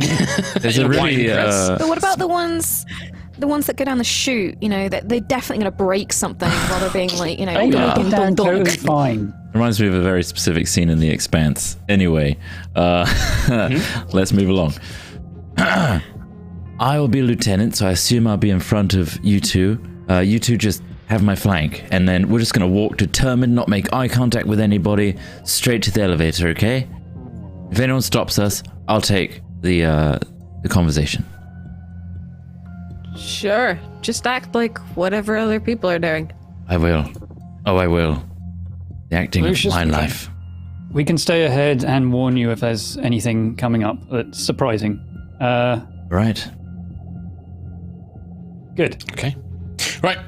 You guys step out of the teleportation chamber, and yeah, within a few paces, you round a corner, and yeah, you see that there are guards and people moving to and fro. You are kind of lucky that whatever sounds were overheard in the teleportation chamber, people didn't seem to immediately either come and investigate, or maybe perhaps they didn't hear them, or yeah, it just seems to be temporary. You begin making your way through with a lieutenant leading you. There isn't any immediate sort of like, nobody passing you really takes much notice. People are going about their own business. You see guards moving to and fro. There are several of these automatons that seem to move in patrols, like just groups of like squads of 3 or 4 of them move through the corridors, a bit like Cylons coming through the corridors. Just seem to be a security detail. But when you begin to come towards what you think to be this Magitech lift, you can see that you're going to be stopped. And as you get closer, you don't really get called out by anybody, Lucius. I'm going to say that, yeah, you said that you were moving with confidence, not looking at anybody. Nobody really challenges you. But as you get there, one of the guards holds up a hand and is, sir, and he kind of looks like, need to check identification, sir. Gonna get out the key card and just hand it to him silently. Okay. They take it, they seem to scan it with like a kind of almost like a magic wand. It's like a long, slender cylindrical device with a gemstone. They pass the wand over it. There's like a sort of chime, and the tip of the wand glows. The keystone glows, and they kind of nod. Destination, please, sir. I'm needed at the aft mid deck. And they kind of look at each other. Why not just pass through security, sir? I'm heading that way. Because they gesture, because the aft mid deck, you could just carry on going through the middle of the ship and not go down, which is why they're sort of raising their eyebrow at you. I need to get another member from the crew quarters first. Can you make a deception check for me, please, Lucius? Yeah. Yeah, sure. Here we go. Roll in. 21. Okay. They kind of like, you know, your terse answer. They do seem to kind of pause for a moment. You can see these 2 guards thinking about it, but they kind of just nod their head and they start opening the doors. You can see it takes time for the lift. They call it, and it begins making their way. The Magitech platform begins making its way to this floor. Those of you who are ethereal, are you sticking around the elevator, or are you kind of like moving off? What are you guys doing while Lucius is having this conversation? What are you doing, Sentry? I guess we'd stick by them, right? Like, make sure they get through okay? Yeah, I think it's, if they're moving, we're a little bit ahead as much as we can see them and communicating with them and stuff. But if they Now stop that they're when we're stood talking still. to people, yeah, we're kind of monitoring. I think because of the nature of the ethereal plane, you guys would spot this before the others do, because they're kind of in this, like, Lucius is talking to this guard, he's having his thing scanned, Ayla and Adea are trying not to look at anybody, trying to keep their heads down. Coming from the mid-deck security, which is kind of further along the corridor to where the lift is located, you begin to see a very powerful aura, because this creature is clearly magical and it is making its way in your direction. Those of you in the material plane, Ayla would probably notice this first, because you can smell it before you can hear it. And the hair on your back of your neck begins to prickle, Ayla, as the smell of sulfur and brimstone and flame begins to fill your nostrils, and you begin to see that the section further down the corridor, coming from this mid-deck security, you see a very large, maybe like 11, 12 feet tall, muscular, thick red skin beneath a kind of black uniform, a whip made of fire in one hand and a flaming blade in the other, and a pair of wings curled up. You sense this aura of powerful evil. Its footsteps reverberate even throughout the ship, and this smell, this strong smell of hell itself follows it, and you begin to feel the sensation, and it's making its way towards the lift itself. When it gets to those of you who are ethereal, I mean, are you going to stick around here? Or are you going to, what do you want to do? You can sense this thing coming. I don't know if it can see us, but the pit fiend is coming. We should probably get back into the walls or something so it can't see us anymore. Okay. So you just sink down into the floor or something like that. Homer Simpson into a wall. You merge in. The lift comes before you see this creature. Like, you can see it further down the corridor, and you can the main thing is you can hear this pit fiend coming. You can see the officers on the lift begin turning their heads just as the doors kind of open, and you step onto this large metallic disc with this kind of sigil geometric pattern laid into the floor. They just turn and say, good luck, sir. And they just kind of like give you like a brief kind of goodbye, and they call out like, General, and they kind of snap to salute like, I guess he would be Admiral actually, because he's part of the fleet. Admiral Falagor, and they kind of like just snap to attention as you feel this wave of fire, just like this heat just emanate through the corridor, and then gracefully the disc just begins to lower, and you hear this booming voice just like, oh, have you had any reports on suspicious activities? And this kind of like booming voice up ahead, you can hear it as this figure looms. Ethereal crew, I'm assuming you follow down. Do you want to kind of like... Yeah, we'll follow. Oh my god. Okay. All right. Nova, you crawl. It takes you a good fair amount of time. Like, you've probably been doing this for like 10, maybe 15 minutes, like just crawling along, making your way through these Jeffries tubes esque elements. You can see that there are other sections that can sort of connect into other rooms, but none of them are particularly important. This seems is very much a maintenance access.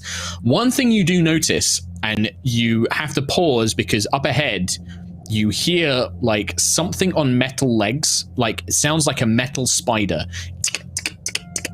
and you see something in the darkness ahead of you scuttle past through one of these little maintenance tubes. Can I go invisible? I have Shroud of Shadows, so I can cast invisibility at will. Okay. So I'll just like stop moving, go invisible. Yep. You just watch, you kind of stop for a moment and just go invisible. You do see this little, it is like a little construct spider. It fills the space, like its legs on its back, on its belly, on its sides, like it's kind of got legs all the way around it. It looks, and this single red eye like looks down the space where you are, and then it just turns back and goes the other way. But there are, the further you go on as you spend more time going through these things, there are numerous times where you have to avoid these things. These things go around these corridors, and it seems that these are built for these things to move around the ship in. These are like little repair drones or something like that that just kind of, and occasionally you have to like stop. At one point, you have to kind of almost, one looks like it's about to come down the corridor you're coming down, but it just thankfully passes over. But if one of these things were to, connect with you, it would probably be pretty bad news. But with invisibility, so far so good.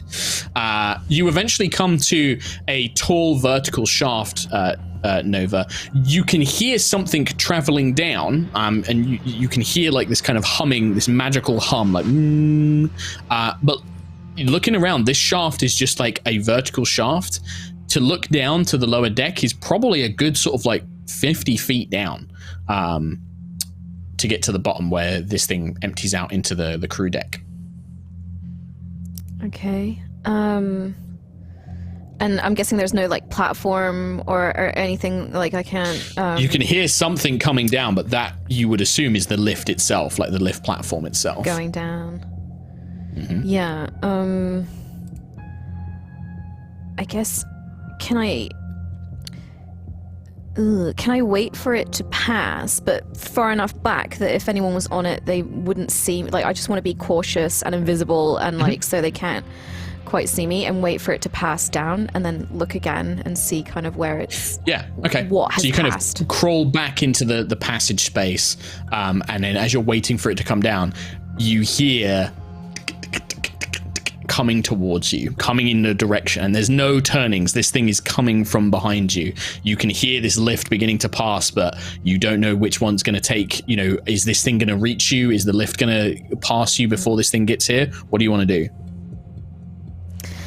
Can I see, like, on the lift shaft, can I see, like, an access point that, like, if I was to, I guess, like, another vent on the other side of the shaft? Yes, in fact, you can. Yes, you can. In fact, you can see two. One is slightly higher than the others. Let's move that to the map layer. So you can see one. Now, obviously, Kim knows where one leads, or they both seem to lead, but they are directly opposite you. There is an upper one and a lower one. And they're open. There's not like a grill on it or anything like that. You could now. It is about a sort of 10-foot wide shaft. And there's no way that you can get like a running jump or anything like this. You would have to do you would have to hang outside the shaft you're currently in, jump 10 feet across to the other side, and then pull yourself back in, or use some sort of teleportation spell. If I levitated, could I like pull myself out and sort of like levitate? I'd say that you could use levitate to basically like anti-grav yourself across. You have got 6 seconds before this lift and this little repair drone hit you. What do?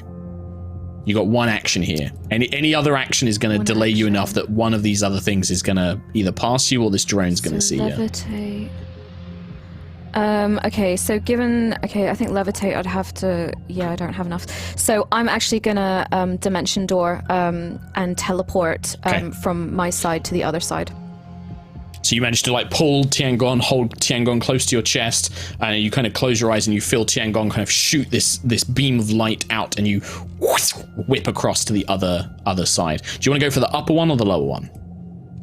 Upper vent or lower vent? I know. In the shaft. I know what Kim wants to do, but I'll go lower because we said we were going to meet in the crew. You were heading down, so I presume it would be lower. Yeah.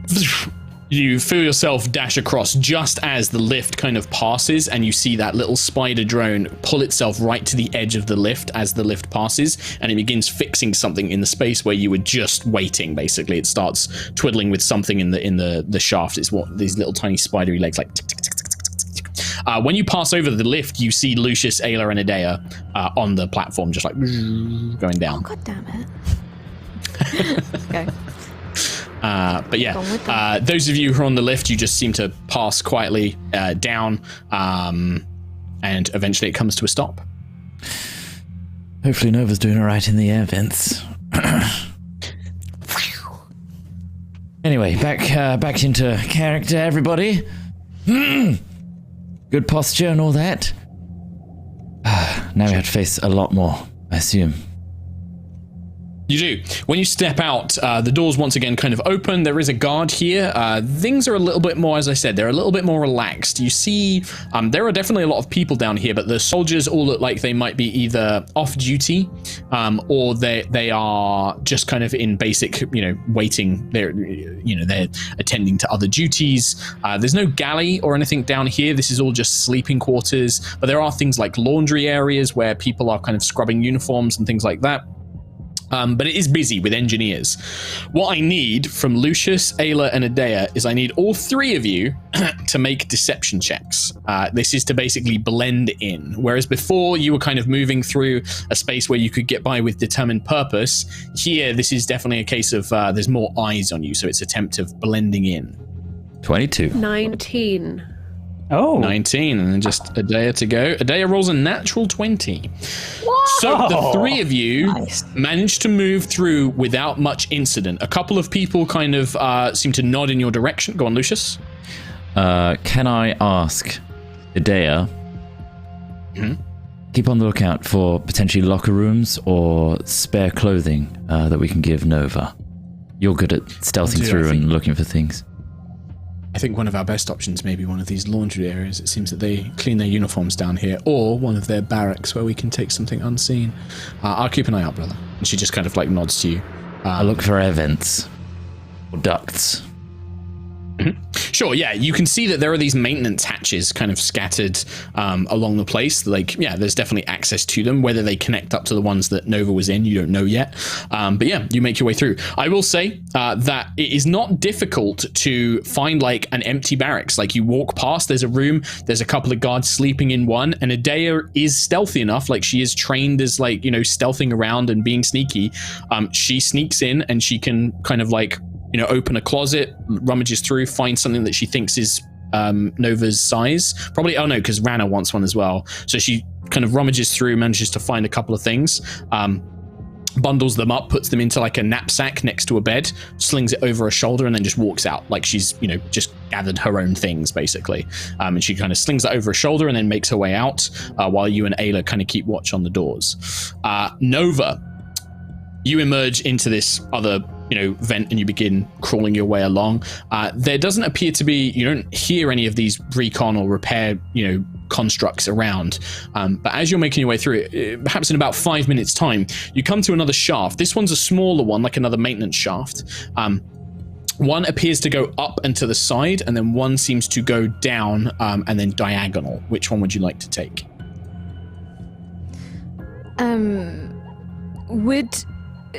Given Tiangong had projections on them, would I be able to kind of ascertain from that which one would take me towards the crew quarters? The schematics didn't have any of these interior vents on them. It had just like a layout of the main decks and the rooms and things like that. It didn't have any of these maintenance hatches or anything like that on there.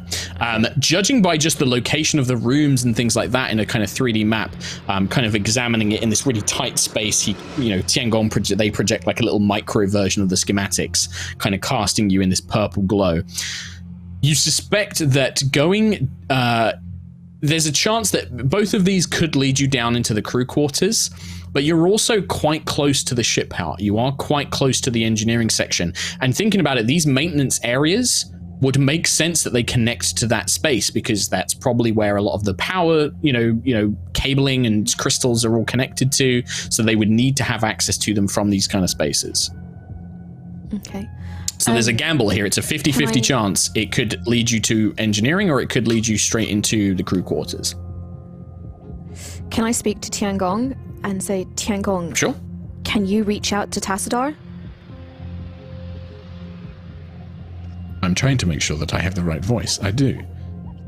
I can sense Tassadar is nearby.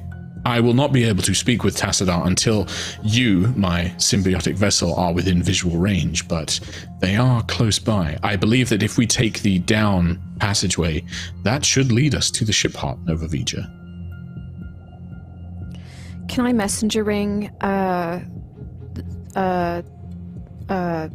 people? Yeah, Lucius and Ayla are the only ones who can hear you with it, but yes, you can. Lucius, Ayla, I presume the others can't hear me because they're in another plane of existence. I'm in a vent, and I have an opportunity to go to engineering directly to where Tassadar is. Should I go, or should I come with you? Well, if things go awry, you're on your own. And we have Aerois getting you an outfit right now. We could make it to the ship hut through normal means, rather than you crawling through a vent. I'm sure there's a door. But it's up to you. If you think it's going to be successful, and you can swing the Tassadar in our favor in terms of controlling it, but maybe it's better in numbers. It's risky. Why do I remember there could be a high-level engineer in there? That's where one of going to be one of these. Yeah. In which case, I'd wait for us. I think let's focus on Valla first. Okay. Okay, I'll come to you. I'll understandable, Nova Vija. Go to. Yeah. Don't worry, Tiangong. I won't leave this ship without speaking to Tassadar and doing everything we can to rescue them. If they want. Nova Vija, I wish for you to ensure your safety first and foremost. Whilst I would like to rescue my companion, it is most important that both you and I survive this matter. Yeah, you're right. Let's go to the others. and get a uniform on. Okay. So taking the up and across section, there's like a little ladder that you can kind of pull up and crawl along. Eventually it leads you, and with the messenger rings, you guys can kind of coordinate it. You look down into what appears to be a kind of shower room. It seems to be empty for now. There's a couple of people come and go. You see a couple of an elven man and a orc woman both come in and have quick showers. It seems to be, a gender neutral shower. You have to kind of sit there as they kind of chat and listen, steam kind of rising up, but eventually they kind of clear out, and you can coordinate the others, and you can kind of meet them in this space. Basically, there's like a little kind of changing area that the guys can enter as if looking like they're about to use it. They lock the door behind them if desired, and this is a space where Nova can come out, and if you wanted to, you could begin swapping over uniforms and things like that, giving you a moment's respite, but perhaps only a few minutes before anybody notices something's going awry.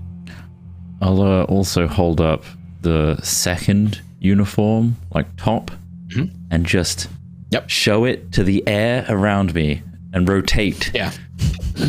Okay. Rana will look over at Quill. Can you end it just on me? Or can I end this spell, Quill? That's a good question. I don't believe so. When the spell ends, then we are returned. If it's when the spell ends, I believe that you as the caster can choose to end it, but I think it might end it for everybody. Probably. It doesn't say anything about ending on individual people.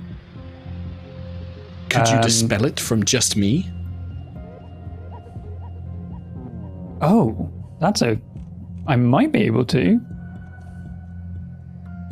No, I can't. It's an 8th level spell. It would have to be... well, you can attempt it. It just becomes a dice roll. It becomes you'd roll d20 plus wisdom versus DC 18. Okay. When I cast a spell of a 4 slot or higher... Sure, I will cast Dispel Magic. Okay. At 3rd. D20 plus wisdom modifier. All right. D20 plus Wiz. So just my regular D20.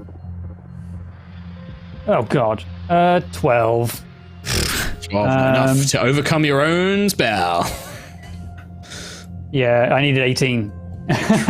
Yeah. Nope, doesn't look like that one works. Perhaps you should just tell Lucius to leave the uniform then, and I will accompany you in the ethereal realm until we are needed. Don't worry about that uniform. Rana's going to stay here with us for the time being. We'll keep scouting ahead and communicating with you on any more things we might see. You should be coming up to another elevator. Where is we intend to go now? Nova knows where the ship heart is. She was in a duct, but I assume we push through the crew quarters and up the next elevator. But look ahead for us, please. Okay, I'll let you know how the elevator looks. Great. Balor's here. Baddie. What was that noise? The big bad. At this point, I think that the message has ended. Lucius is just thinking this in his own mind. I think Ayla would say to Lucius, have you heard from Quill? Yes, just then, in fact. Rana's not coming out of etherealness, and they're going to scout ahead for us and tell us where to go. Do they know where Valla is? No. No one does. Damn. Nova, as a point, if you're going to put on this Starbane uniform, you won't be able to wear your breastplate. You'll have to temporarily, store your breastplate. No, my boobs. They're cold. I mean, this uniform does cover them, but it just means that because Ayla, the thing is Ayla, Lucius, and Moonstar. Well, Moonstar normally just wears leather armor anyway, so it doesn't affect her. But Lucius and Ayla don't wear armor, so it's not affecting their AC really. Whereas you have physical armor that you're going to have to take off and store in the backpack or something like that temporarily. Poop. Okay. I put just it in my as a note. It's in my backpack. Okay, cool. Sure. Right. So, as the ethereal crew, 19 to 16. You went from a very high AC to 16. Yeah, it's not so fun, is it? That sucks, does it? I mean, 16 is still better than Lucius's AC. Yeah, man, what I'd give for an AC of 16. Ethereal crew, you guys begin carrying on, trying to kind of scout ahead. The second elevator that heads up, you can see that, everything seems fine. Everything on the lower deck is kind of about the same. If you make your way up and you begin examining the aft mid deck and the engineering station, you can see that this section much more heavily guarded. Once again, very similar to the mid deck. Nobody can really go into any of the rooms here without having their IDs checked, without being asked questions, without being examined. To go further up, to head up to the top deck, it seems that you have to not only have you have to have a high level keystone, but they also seem to know most of the officers who have access to that, and they seem to be checking them. So this is going to be a lot harder to progress up into the high level floors. This is like the officers area basically. If we're in the aft mid deck, what sort of range on this ship would 1,000 feet be? Like if I was to cast locate creature here. You don't know? You can try. Based on how far I've travelled, how big does this blueprint look scale-wise? No, it never went off. It's 10 minutes, I think. What's the duration on locate creature? Is it an hour? Up to an hour. Something like that. Oh, it's up to an hour, up to an hour. In that case, is ethereal not concentration? It's not, is it? It's not, no. Okay, so that's fine. So it's still active. So I would say that it's about the ship sort of like from the hangar bay to the galley, the cells, which is like the furthest 2 points. I would say is maybe about 3,500 feet, maybe close to 4,000. Right. So by the time you've traveled, and it's taken you like nearly an hour, like you're nearly at the end of this spell, like you're running out of the duration on locate creature. But as you get to the lift, as you get to the aft mid deck, I would say that you do get a sense of direction to where Valla is. You get the sensation that she is up, probably near the top of the ship, on the bridge deck, near the commander's quarters, is the direction, based on what you remember of the schematics. You get the impression she is up here. Good, okay. As you do that. She is there. I guess Sentry can't see that bead, but Sentry, Rana, Valla is here. She is here. I've picked it up. Excellent. She's somewhere above us right now. Okay. Now, do we know how far up? Where exactly is she? Do you know? I mean, if it only just got picked up here, give or take 1,000 feet away. So my worry is that based on the keystone that Lucius has, he'll only have access to the communications top deck. If she's located up near the bridge, he won't have access to that. We'll either need to find some other access, or we need to find some other way to reach there, is my only problem. Only bridge officers, senior officers, or Callus's own personal guards have access to those areas. Now maybe we can get to the officer quarters. Maybe there's... We can go up there. Maybe we don't get Lucius and the crew up to Valla, we just get Valla down to them. We can go up there, just message her, right? That's if she has free reign to move, but yes, if we can do that, that would help us greatly, rather than risking Lucius and the others accessing areas they're not supposed to be. Is it worth a try? We could try that. I leave this in your hands. I will help you if battle occurs, or if you need me in any other way. I have a little knowledge of how military matters work aboard Valkyrian vessels, but I feel that this is your friend and this is your mission. I just wish to be here to help you if you need me. Okay, Sentry, what do you think? We could go back down there, tell Lucius that we've found Valla and that we could get Valla down to them, or we just go now? And I'm wary of time. It's taking us a long time to travel. Well, if we go now, we risk being seen. Lucius risks being captured as he comes with us. It's difficult. We could try and see if there's maybe key cards in the office quarters, but then again, time is pressing. Also, we can't pick anything up. No, we can't pick anything up, but I'm starting to panic. It's okay. Let's Lucius and the crew are somewhat safe in the crew quarters right now. Let's go to Valla and see how much free reign she has. We can talk to her discreetly up there. Okay. Get them down. Get her down to them. Okay. Okay. All right. So, so we have ethereal crew, and now we have disguised crew. Disguised crew, you don't hear from Quill. What do you guys do? You're just gonna wait? The shower's like, you can't wait here forever. People will kind of be like, where are they? What are you doing? Could we maybe go to one of the bunks and pretend that we're just off duty? Sure. Yeah, you can try and find like an empty or mostly empty bunk and try and pretend that you're just chilling. Yeah, for sure. Okay. Sure. Can we try and find one that doesn't have any belongings on or near the bed, that looks unoccupied, that doesn't have a name? Hey, that's my bunk. Make a perception checks. So Sure. all of you guys, including Adair, make perception checks. Let's see if you can find something that would suit your needs. And depending on the highest result will be the best thing you can find. 17 for First me. you bonk, then you bung, then you bunk. 21. 21, Nova, higher than a 21 or? I got a 6. Because it wasn't a different order. No, I mean, Nova, I think that makes sense for Nova, because I think Nova being down in these areas, like, you can see more magic. Like, this is incredible magitech. Like, looking around, like, you can see how the ship functions. It's kind of amazing for Nova, probably. Like, yeah, it's a lot of things to take in and kind of aware. Lucius and Adair, you're looking around, but Ayla, you're the one who spots it first. You do find there's one person in it. They are an orc man. You can see they've taken off their armor and their uniform. They're just like basically sleeping.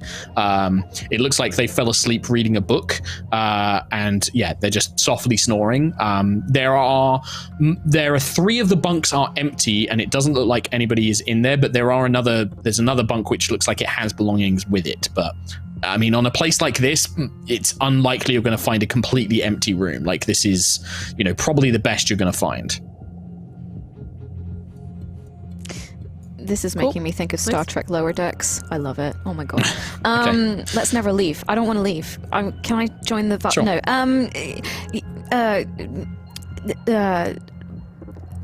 Dex. We haven't heard from Quill. They need to scout ahead, and we need to stay inconspicuous. So I say we remain here until we get a message. Okay. What if we head towards the ship heart and try and talk to Tassadar? Your clearance should get us through, right? No, right. Otherwise, we're just spending more and more time. We're spending time in a place where we're less likely to be interrogated by security or anything that is on patrol. Down here, at least, people are off duty. But If we presuming they're go gonna too get to far, Valla it starts and something Valla else. starts moving. But if Valla starts moving through the ship, that's gonna. How's just not us gonna going have to the time. ship heart going to help? Well, maybe I can talk to Tassadar and convince Tassadar to help us. Tassadar is intrinsically linked to all of the ship's systems. They could open doors. They could, Tassadar's going to have a guard. It's not Tassadar I'm worried about. It's the person that's probably responsible for making sure that people don't go near Tassadar. And if Valla also has a guard, then we've aggravated 2 separate areas of the ship. That's what I worry about. I trust Quill and Sentry and Rana. They'll find some information, whether it's there's a blockade or we have to go another route. I'm worried about going up blind. Let's just wait a They few also more won't know moments. where we are. A few more moments. Perhaps Nova, you and I, there are several other bunks nearby here. We currently have outfits for guards, keystones for the guards. Maybe we can find you an engineer's outfit. That would perhaps make it easier if we do try and access the Tassadar. That would give you more reason to be there. Perhaps you and I can go search for that, leaving That's a good Lucius and idea. Ayla here while we do that. How about that? good idea. Let's do Yes. that. Let's plan. Well, We're going to the I'll ship need your. heart. I don't know what an engineer needs, so I'll need you to come with me. Yes. Brother, what I'll were you come going with to say? Yes, we're going to the ship heart anyway, so anything we can do to make that easier and better for us, let's do it now. Well, all right. So, Nova, if you and Adair both make stealth checks, this is to basically kind of like sneak in and see if you can find some engineer's gear somewhere.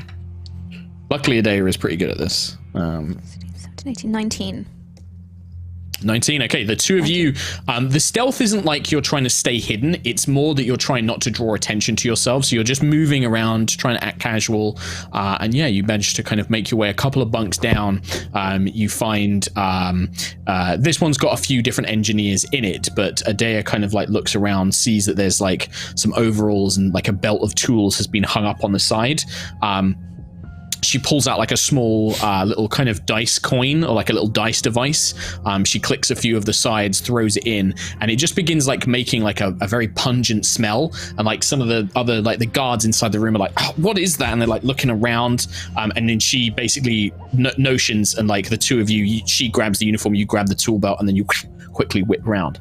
As you are making your way back to the others, and Quill, Sentry, and Rana are basically making their way up ethereal to the top deck, a message begins to play out across the ship. It seems to be coming from all around you, as if somebody is kind of projecting a voice through magic. Make sure I've got the right one. Soldiers of the Empire. The Emperor's Scry Division believes agents of Aerois may have infiltrated the Tassadar within the last few hours in order to kidnap Her Highness Princess Valla. Please report any suspicious activity to the nearest security detail and be vigilant, loyal warriors of the Empire. The Lord Emperor has promised glory and honor to those who aid in capturing these agents and will be returning to personally lead the efforts shortly. Praxis Val. You can hear a murmur. Those of you near to guards, everybody's just like, Agent, how did they get on board the Tassadar? This is supposed to be the securest ship. Yeah, the Emperor's Scry Division, if they found it, then it's got to be true. They're elite. They're his elite magical surveillance team. Like, blah, blah, blah. It's like murmuring and speech kind of going on around you guys. Scry Division? No. We got screwed. It's almost like bad guys have access to the same spells you guys do. He screwed us. Shouldn't be allowed. Shouldn't be allowed. I will say, so with this, by the way, you guys are still like, nobody's like, you mysterious people, like immediately pointing fingers. However, it is very clear that the alert level on this ship has dramatically risen. With this, you see guards that were previously off duty begin kind of pulling armor on and like gathering weapons and things like that. The orc who is like asleep, you hear like a well, hey, what was that announcement? I just missed it. Oh man, I've been pulling some late shifts. Did I miss something? Apparently, those of you in the bunk, we have to be more alert. There could be activity on this ship. I'm gonna go take a look. Yes. Good, yeah. You see him turn over. He's like, oh, I was just getting to the good bit.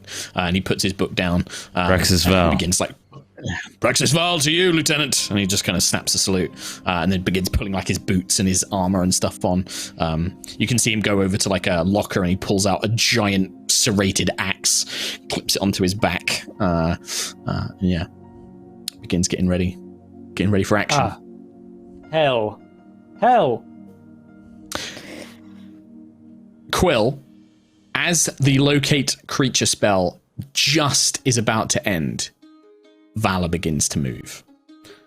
Valla seems to be moving across, staying on the same level, but moving across.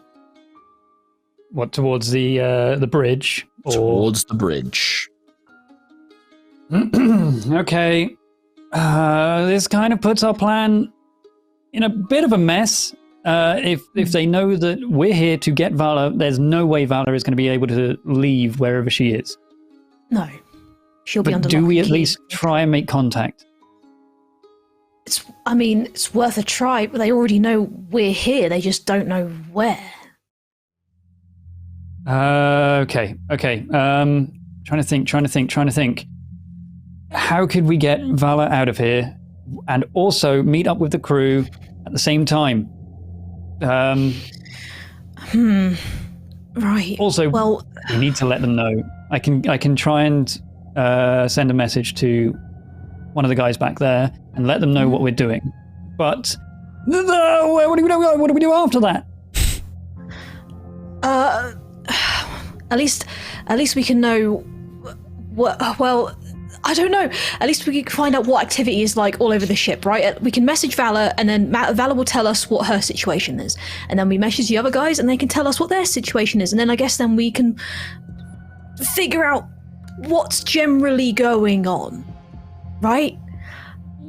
Sure. Okay. I will cast Sending to Nova and say, we have found... Well, hang on, Valla? Tom. Oh, yeah. You're on a chance different of plane of failing. existence. There's a 5% chance of failing. Well, look at that. I rolled a 93. That fails. The sending spell fails. It's a 5% chance. Wait, of going through? I thought it was 5% of failing. Should it be 95? Oh, that's right. Yeah, fucking hell. I'm an idiot. I was like, that would make it. Yeah, I'm an idiot. No, I was like, for some reason I got 98 and 93 switched in my head. That's a little bit of dyslexia for you there. That would have been 10%. So, it does go through. Just. It was close. Maths. Spicy. We found Valla. Will attempt to make contact. Stay safe. Don't get discovered. Clear skies. Or Praxis foul. Who do you You think? got 25 words. Very different endings there, Tom. Praxis Val, he's been compromised. What's the code word? we're What's on the the code ship. word? I'm trying to make it. Oh, the worst Yeah. comes to it. What was that? Wasn't that Worst it? comes to if the worst comes to the worst. Worst comes to worst. Nova, You're under arrest. any response? Okay.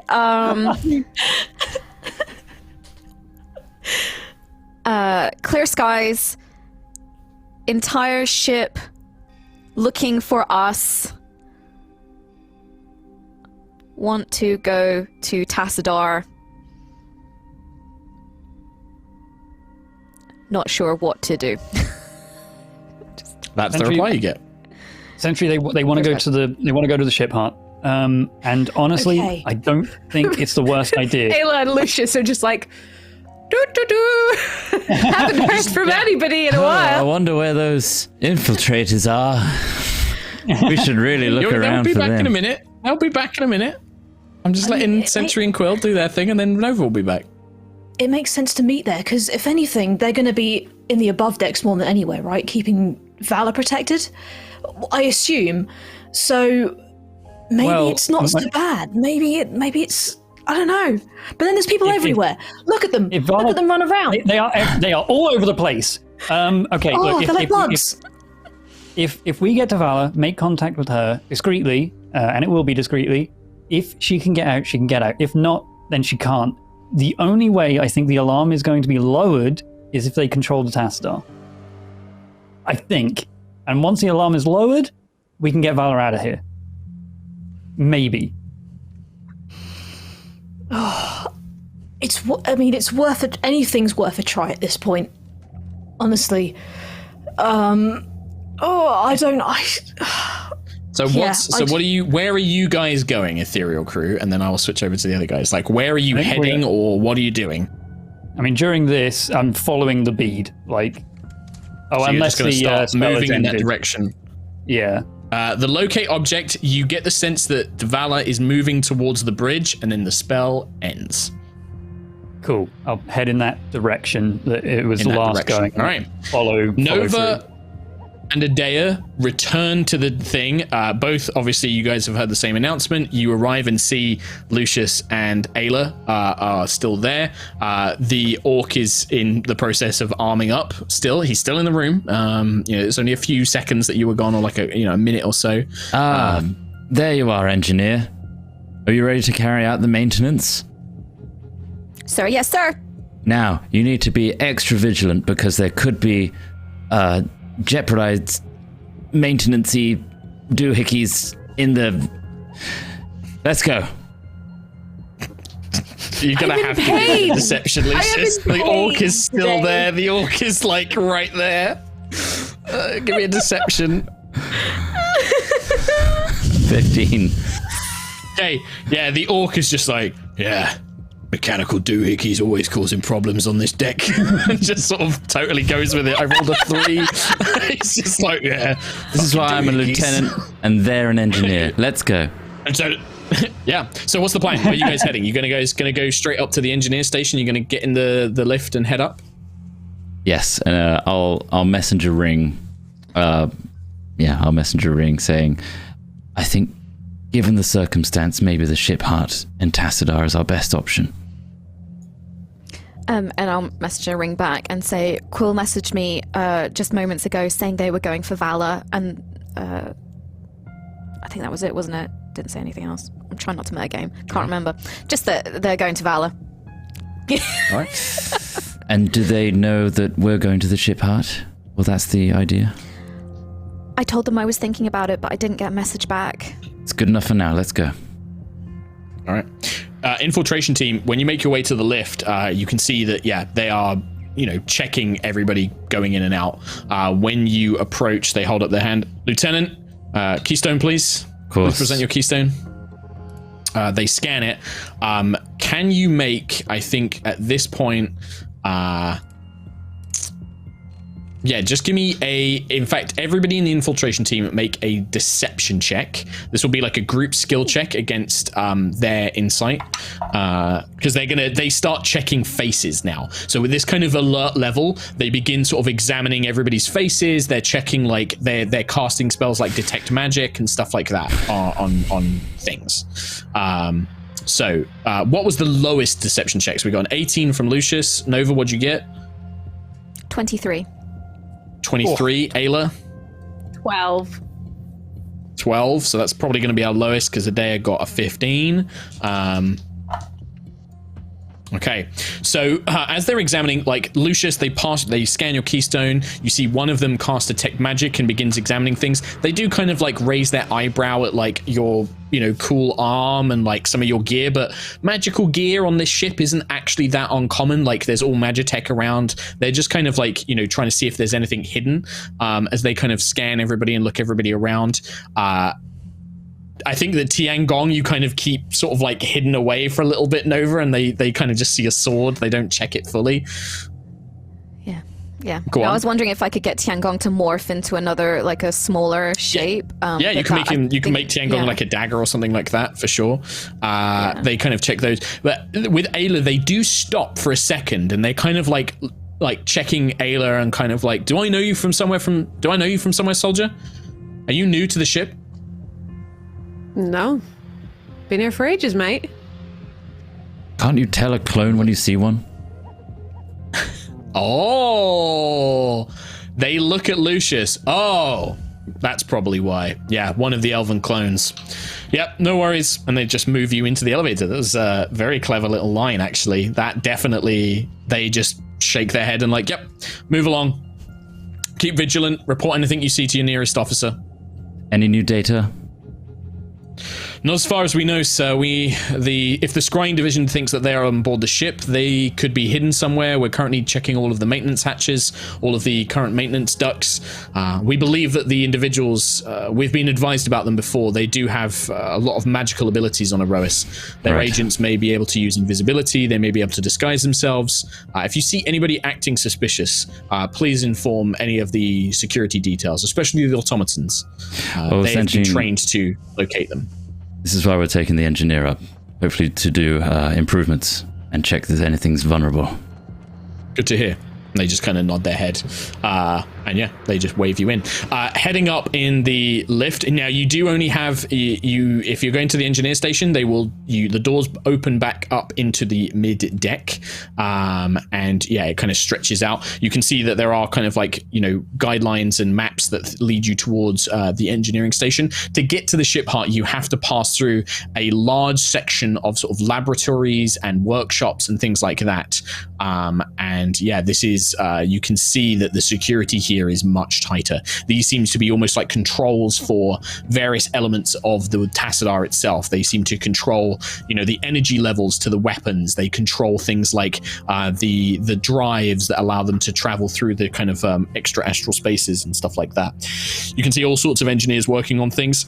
A guard, this time, however, this is not just a human guard. This is a devil. You see an ice devil, kind of almost like a bug-like strape, this kind of centipede-like body with antenna and these kind of scintillating eyes, is patrolling up and down the whole area. And you can see that there are other guards stationed around as well. I would like to messenger ring, trying to poke a face as much as possible, but Lucius is clearly distressed on his face. To Nova, you're going to have to come up with some engineering jargon as to why we're checking the Tassadar for something or other. That's as good as I had. Yeah, okay. Something about the flux capacitors being overloaded, yes, I can figure it out. Yes, you've got this. Okay. All right.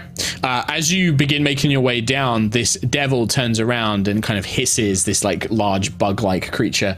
A moment, Lieutenant. What are you doing here? There are no scheduled assignments to the Tassadar. Of course. We are sending an engineer to make sure there's no vulnerabilities, right? Yes, sir. There is reports that the possible infiltrators have knowledge in which they could interfere with the Tassadar. I am going there to check for anomalies. This is highly irregular. I have not had any news from Engineer Silfar that there are to be modifications. You will need to speak with her before you have access. Very well. I'm not making... He kind of looks and then just sort of, goes. You see he heads over to a console which has very similar kind of crystal layout, and you almost recognize there's a device, like a kind of round metal plate set into this console, and inscribed on it are runes and glyphs that you are very certain is very similar to your own messenger rings. Like the glyphs and the engravings, it's like it's been built from the same sort of enchantments. He touches the metal plate and you can see him thinking, and kind of takes his hand off. Engineer Silfar is not aware of any such command. She will speak with you directly. She will be with us shortly. Praxis Val. Praxis Val. And he just turns and angrily begins stalking his way over. You can see that there are other guards in this section as well, who begin making, sort of busying themselves. How far away from the door to... so you can see there is a giant, 15, 16 foot metal door with huge kind of metal locking systems, all connected with crystal pipelines and things like that. And it's beyond that. This, you're kind of in the kind of section where there's all these workstations and consoles. Then there's this giant door, and the ship heart must be beyond those. This thing does not look like it's easy to break down or bust down if necessary. What would you like to do, Nova? Did you have something you'd like to do? I was thinking of maybe gassing my way in there. Or something, but I don't want to.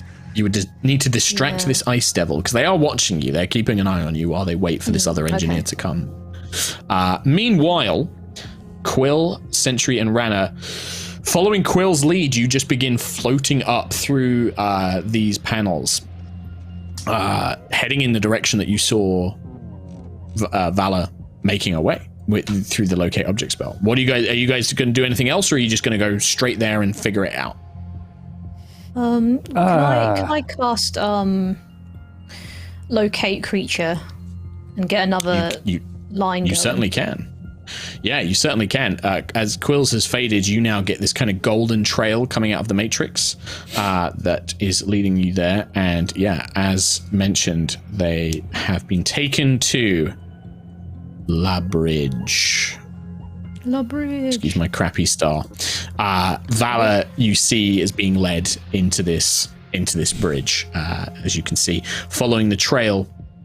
What do you guys want to do? You guys can kind of poke your heads up, like moving through the physical walls and things like that. You can't see anything else, but occasionally, Quill, you can kind of fumble your way to like a corridor, poke your head out, look around, make sure you're going in the right direction, continue kind of floating along. When you get towards the bridge, you can see this upper section. You don't see any humanoid guards anymore.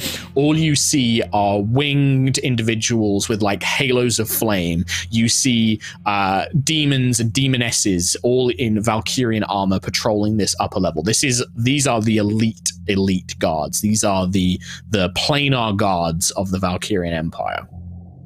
Oh, good. Any sight of Valla at all? You can see, she is, from Sentry's locate person, she is on the bridge. She has been taken to the bridge of the Tassadar. Okay.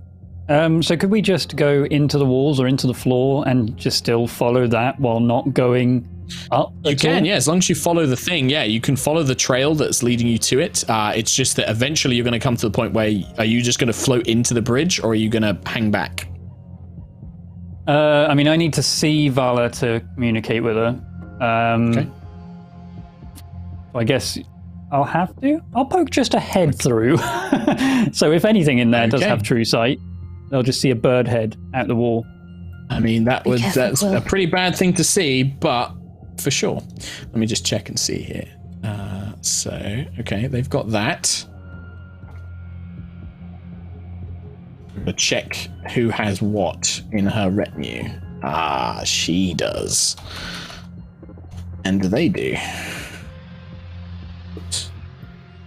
And then finally, they do as well. Okay, so you make your way up, and the three of you, Rana, Sentry, and Quill, you eventually float yourselves to the point where you believe you're outside this chamber. Quill, you kind of stick your head through, and you see this beautiful kind of oval-shaped bridge with a large kind of open space looking onto astral space below. You can see dozens of people manning various consoles, Magitech devices, and things all scattered around it.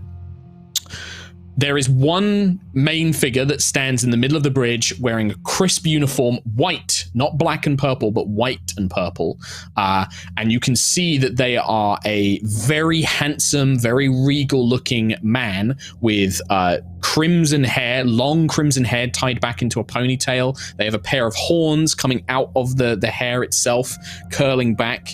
They have like long nails and talons, and a tail coming out of their trousers as well. And they appear to be looking around, commanding and speaking to various individuals around them and stuff like that.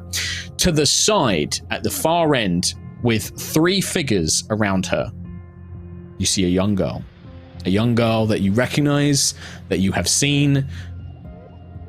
Dark skin, purple, black, kind of almost dress, like a kind of princess gown she's wearing, with a big sort of collared mantle behind her head, engraved, covered in symbols of the Valkyrian Empire. Her kind of brown, darkish hair is being kind of tied up into like a little bun. And she is looking around, not scared. Valla never looked scared. She just looks annoyed. And she's looking around with her kind of arms folded, and there's a slight smirk, there's a slight grin to her as she is kind of looking around to everybody. Next to her, you see another familiar figure, a tall man in full plate armor, flaming hair, dark skin, huge burning sword. Be still my beating heart. Maximilian Taldros, the sort of Ganondorf-looking personal guard, the Knight of Gideon, who has been assigned as Vala's protector. But beside them, flanking both of them, and you can see Max is in deferential, like he is under their command. You see two women. One is a fiendish-looking woman. You can see that she has red skin, black horns, a kind of tail, and infernal wings, dressed in armor. She has a whip in one hand, probably like a pistol rifle on her belt. The other one is an angelic woman with angelic wings, pale blue skin, a kind of golden halo with this short kind of Joan of Arc style blonde haircut around her very sharp chiseled features, and she has a giant mace, like a giant two-handed hammer in her hands. And they are basically stood on either side of them, and they are just constantly looking around. Okay. Are either of them the officers that I saw before? No, but the man with the red hair and horns, you have a suspicion is the dragon. You've seen dragons take humanoid shapes before, and it's very similar to when they've done that. You know, they still have their draconic traits, and you think that that's the bridge officer, basically the captain of the Tassadar. Okay. Okay, I'll dip back to Sentry and everyone else, and Rana. Okay, she's in there with Maximilian. I also saw the dragon, the other officer. I still have no idea where this Archmage engineering person is, or even the spy. That's my biggest worry. If they know we're here, and they know we're getting Valla, what if the spy is Valla? How do we contact them? Would your spell, the spell you cast, it's a person you must know, right? It's somebody that you are familiar with. It must lead you to the correct Valla, surely. Oh, that's true. Locate. Yes. It's a creature, a specific creature known to you, or the nearest creature of a specific kind. I mean, I don't know. I've heard of these spies. Callus has them in his intelligence divisions, doppelgangers, but there are others. They are almost like mages who have engineered themselves to be able to disguise themselves. They can read minds. They can appear to be others. That may fool magic. It says if the being's under the effects of polymorph, it won't locate the creature. If your creature you described or named is in a different form, such as a polymorph, it wouldn't locate it. So, okay, we asked for Valla, it gave us Valla. That's Valla. So that's good. Okay. Now she is under guard. I mean, we could... Heading up there is going to be difficult. There's a lot of things that should be able to see us. Yeah. I could message her really quickly and then head back again. But what do we do? What do we tell her? How do we get her out of the bridge and out of security?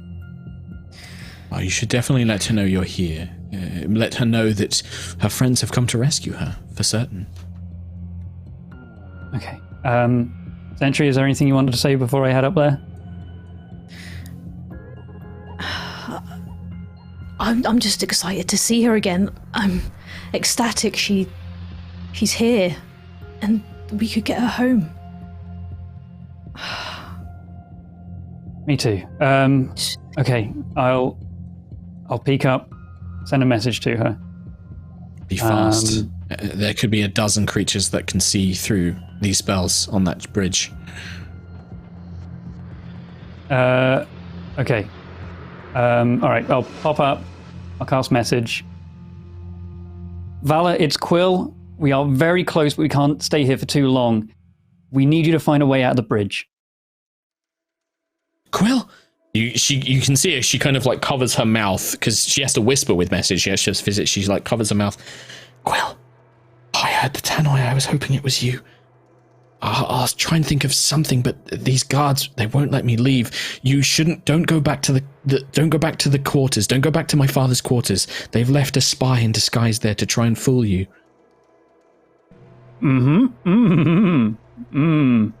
Wonderful.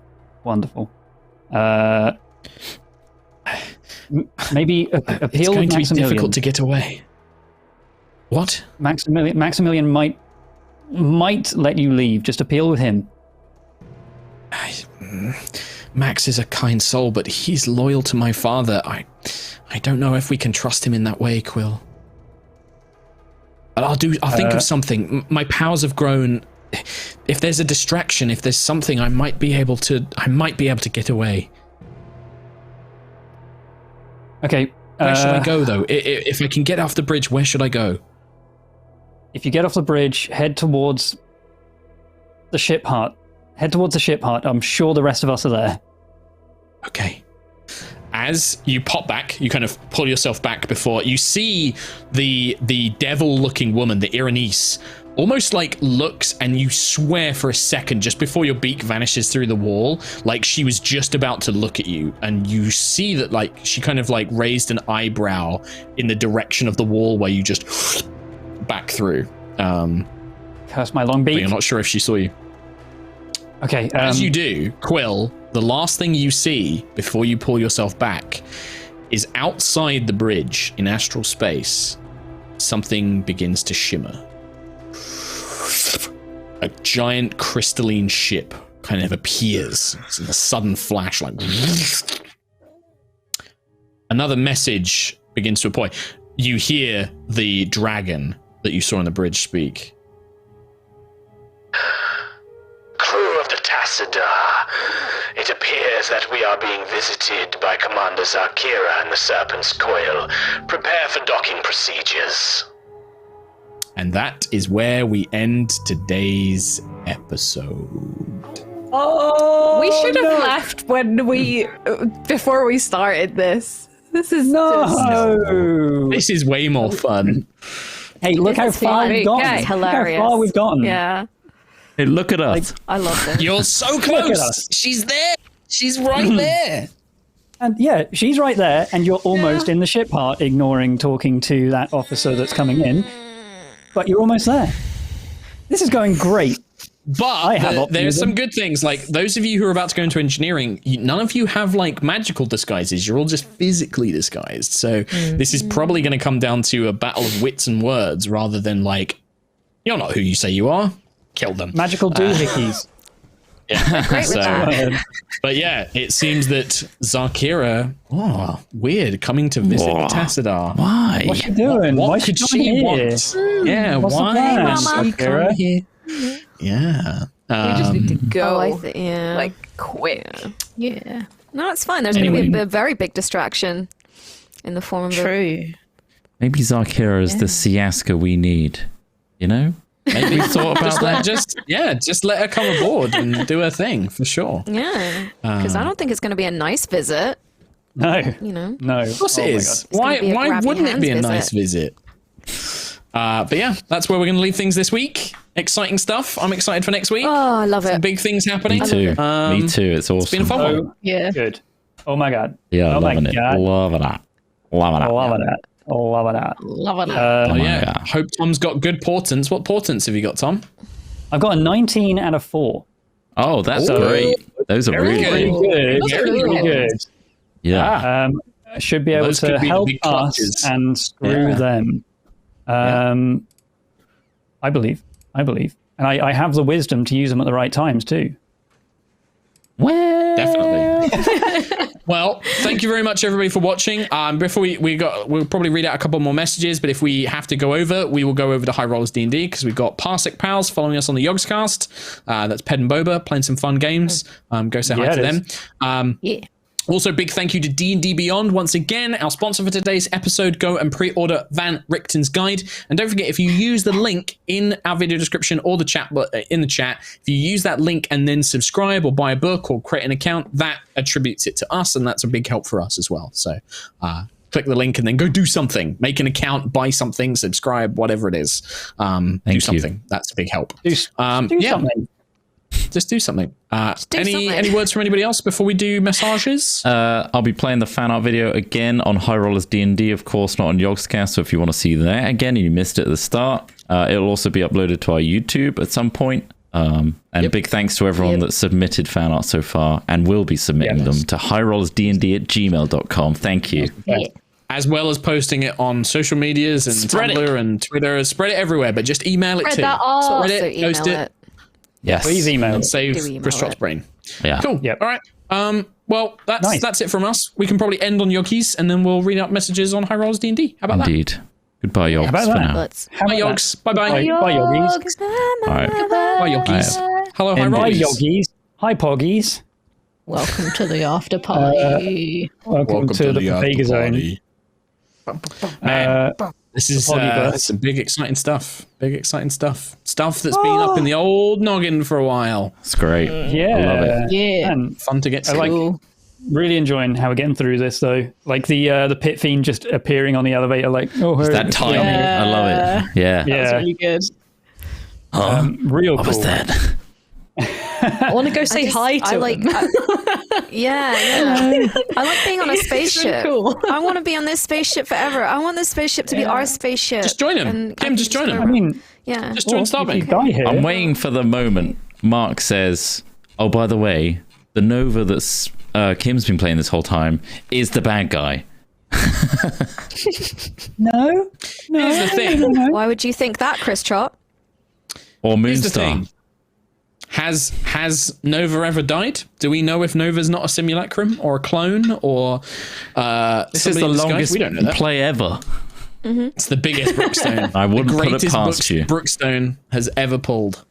Have you ever seen And that's the thing, Nova you and will a bad automatically guy in the assume same it's- place? Well, that's the thing. Yes. You will automatically assume Nova, the biggest Brookstone, would be Sentry turning out to be the big villain all along. I don't want to think about that. Christ. Also, Or I can do a very full easy to Manchurian clone. candidate with Ayla. I could do a There's full the big old Manchurian clone down candidate, there. a Winter Soldier. If Yeah. Ayla hears Yeah. the words 19, freight car, 19, avalanche, she just switches. and she's alleyway. like, December. Trash starts can, killing. notebook, merch, Yeah. hashtag high rollers, Merch. clear skies. High rollers for 10% They're all code off. words. Coin. Yeah. Coin. Yeah, coin is definitely a trigger word. I think if we mention the coin repeatedly, she'll turn into a bad guy. Yeah. Guaranteed. I'm going to have to ruin your whole day.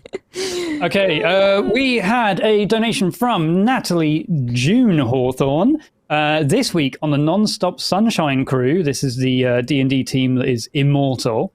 16 harpies, 14 vampire spawn, 21 undead, 12 vampires, and 1 newborn lich, spread across only 2 combats.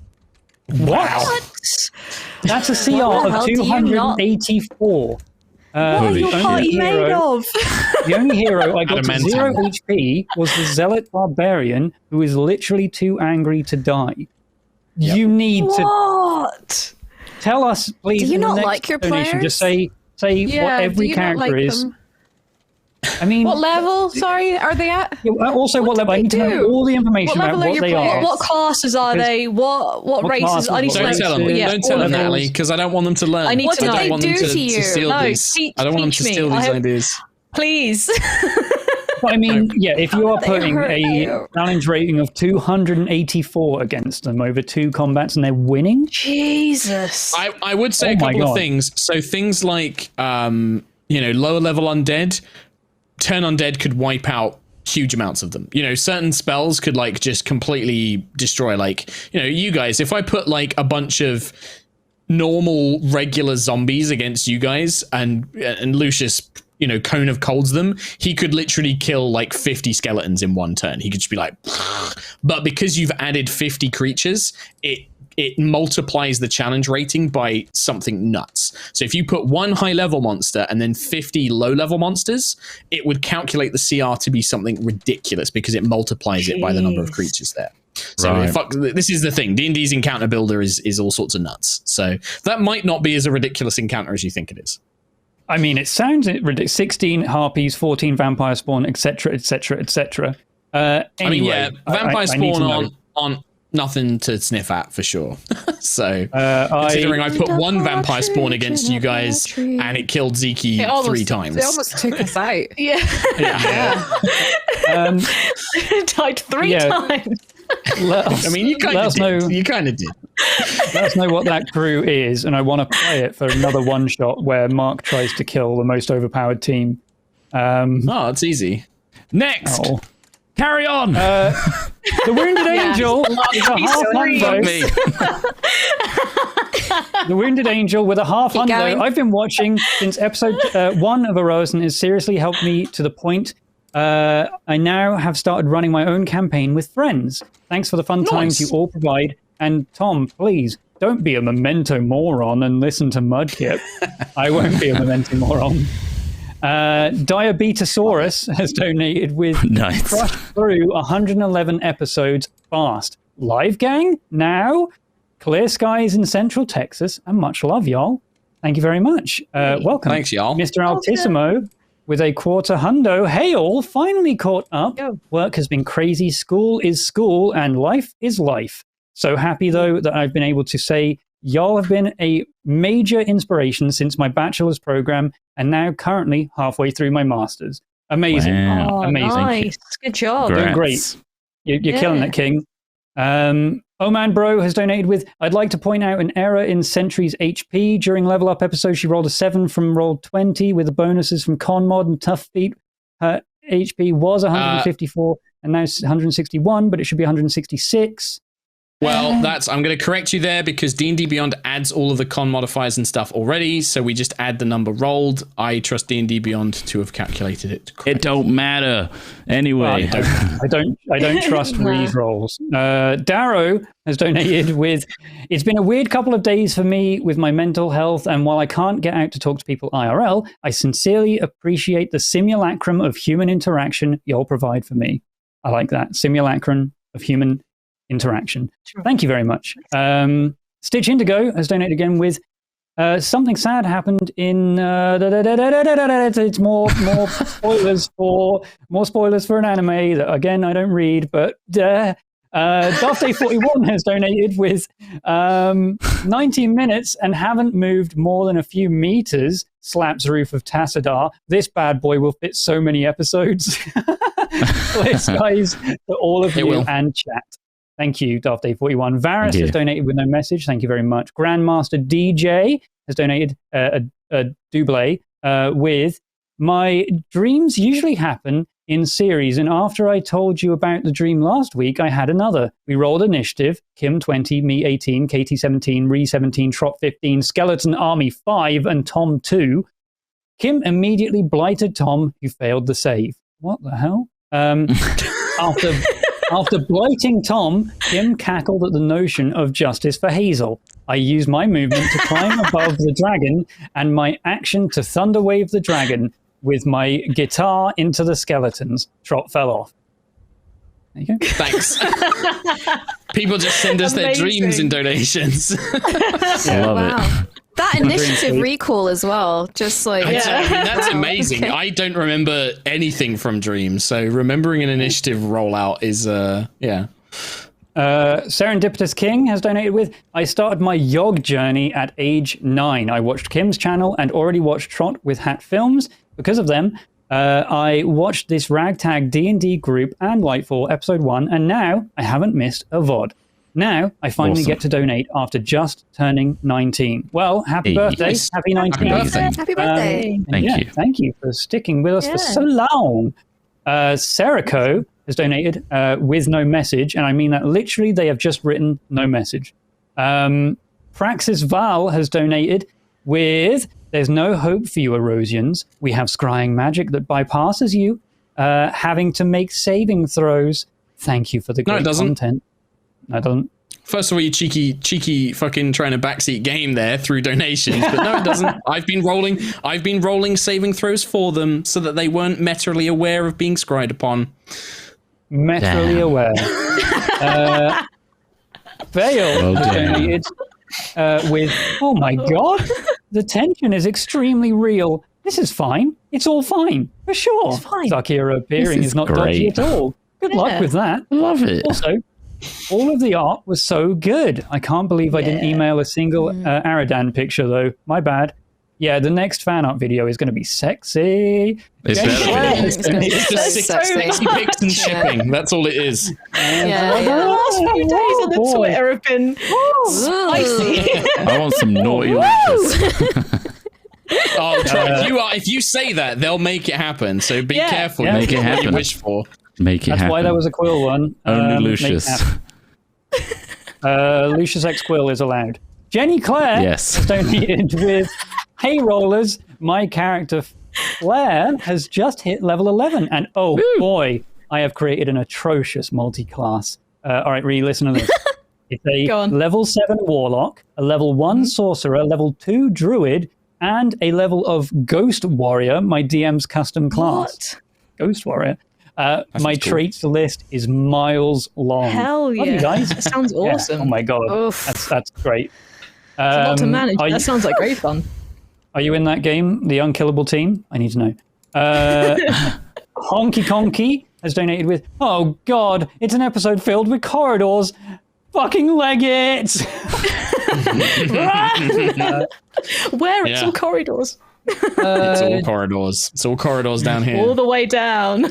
Small corridors, big corridors, all kinds of corridors. Jaeger Larsen, I am definitely pronouncing that one wrong, has donated from Norway. Any word on Hello, Norway. Project Maja/Maya? Maya? Project Maya? What? I don't know what that is. Project Maya? So secret, No. we don't know about it. I don't know what no that idea. is. No No idea. idea. I don't know what it is. Me neither.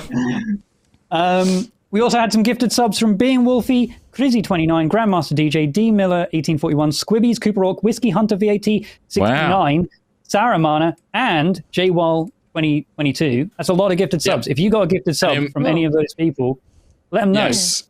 Make yourself And then known. also I'm going to read out, I've got here, we had some big bit donos as well. We had bits from White Wolf, 77, Neko Nami, 4385, Trumpole, and then J-Wall, 2022, did a ton of bits. Is 100 bits, $100 of bits. Just saying, I love you guys. Keep it up. So thank you very much for the, I think that's like a 10,000 bits. And another 15 from J Wall saying, Adea is final boss, admit it, she kills Starbane and takes over the Empire. And then J Wall again said, put Hadar in the bag of holding, bam, big boss battle broken. That was it from them. J Wall's just given a load of other gifted subs. 25 25 more gifted subs. Thank you, J Wall. Thank you. And then Yogs, donos, we had Olrenve, no message, and Ace of Thorns. Seems like some people just hear an engaged tone when they come calling for assistance. Am I right? Continue being awesome. Thank you very much, Ace. But yeah, thank you very much, everybody, for your donations, or your bits, or your subs. Pretty much everything. Thank you guys all so much for your generosity and enjoying the show. As we do say, you know, if you can't donate, don't worry about it. You don't have to. Just go out and spread the word of the show. That's the best thing you can ever do, is just get your friends to watch it and recommend it to people and grow it. Make it big. Join our Discord. Chat with fellow Discord. players. Make art, make music, make cosplay. Just do stuff with it. You know, that's all good stuff. And that's it. You're the best. Yeah. Thanks very much. Have another one, cheeky one of these from me, and we'll see you next time. All right. We'll see you next week for more High Rollers. Bye. Bye.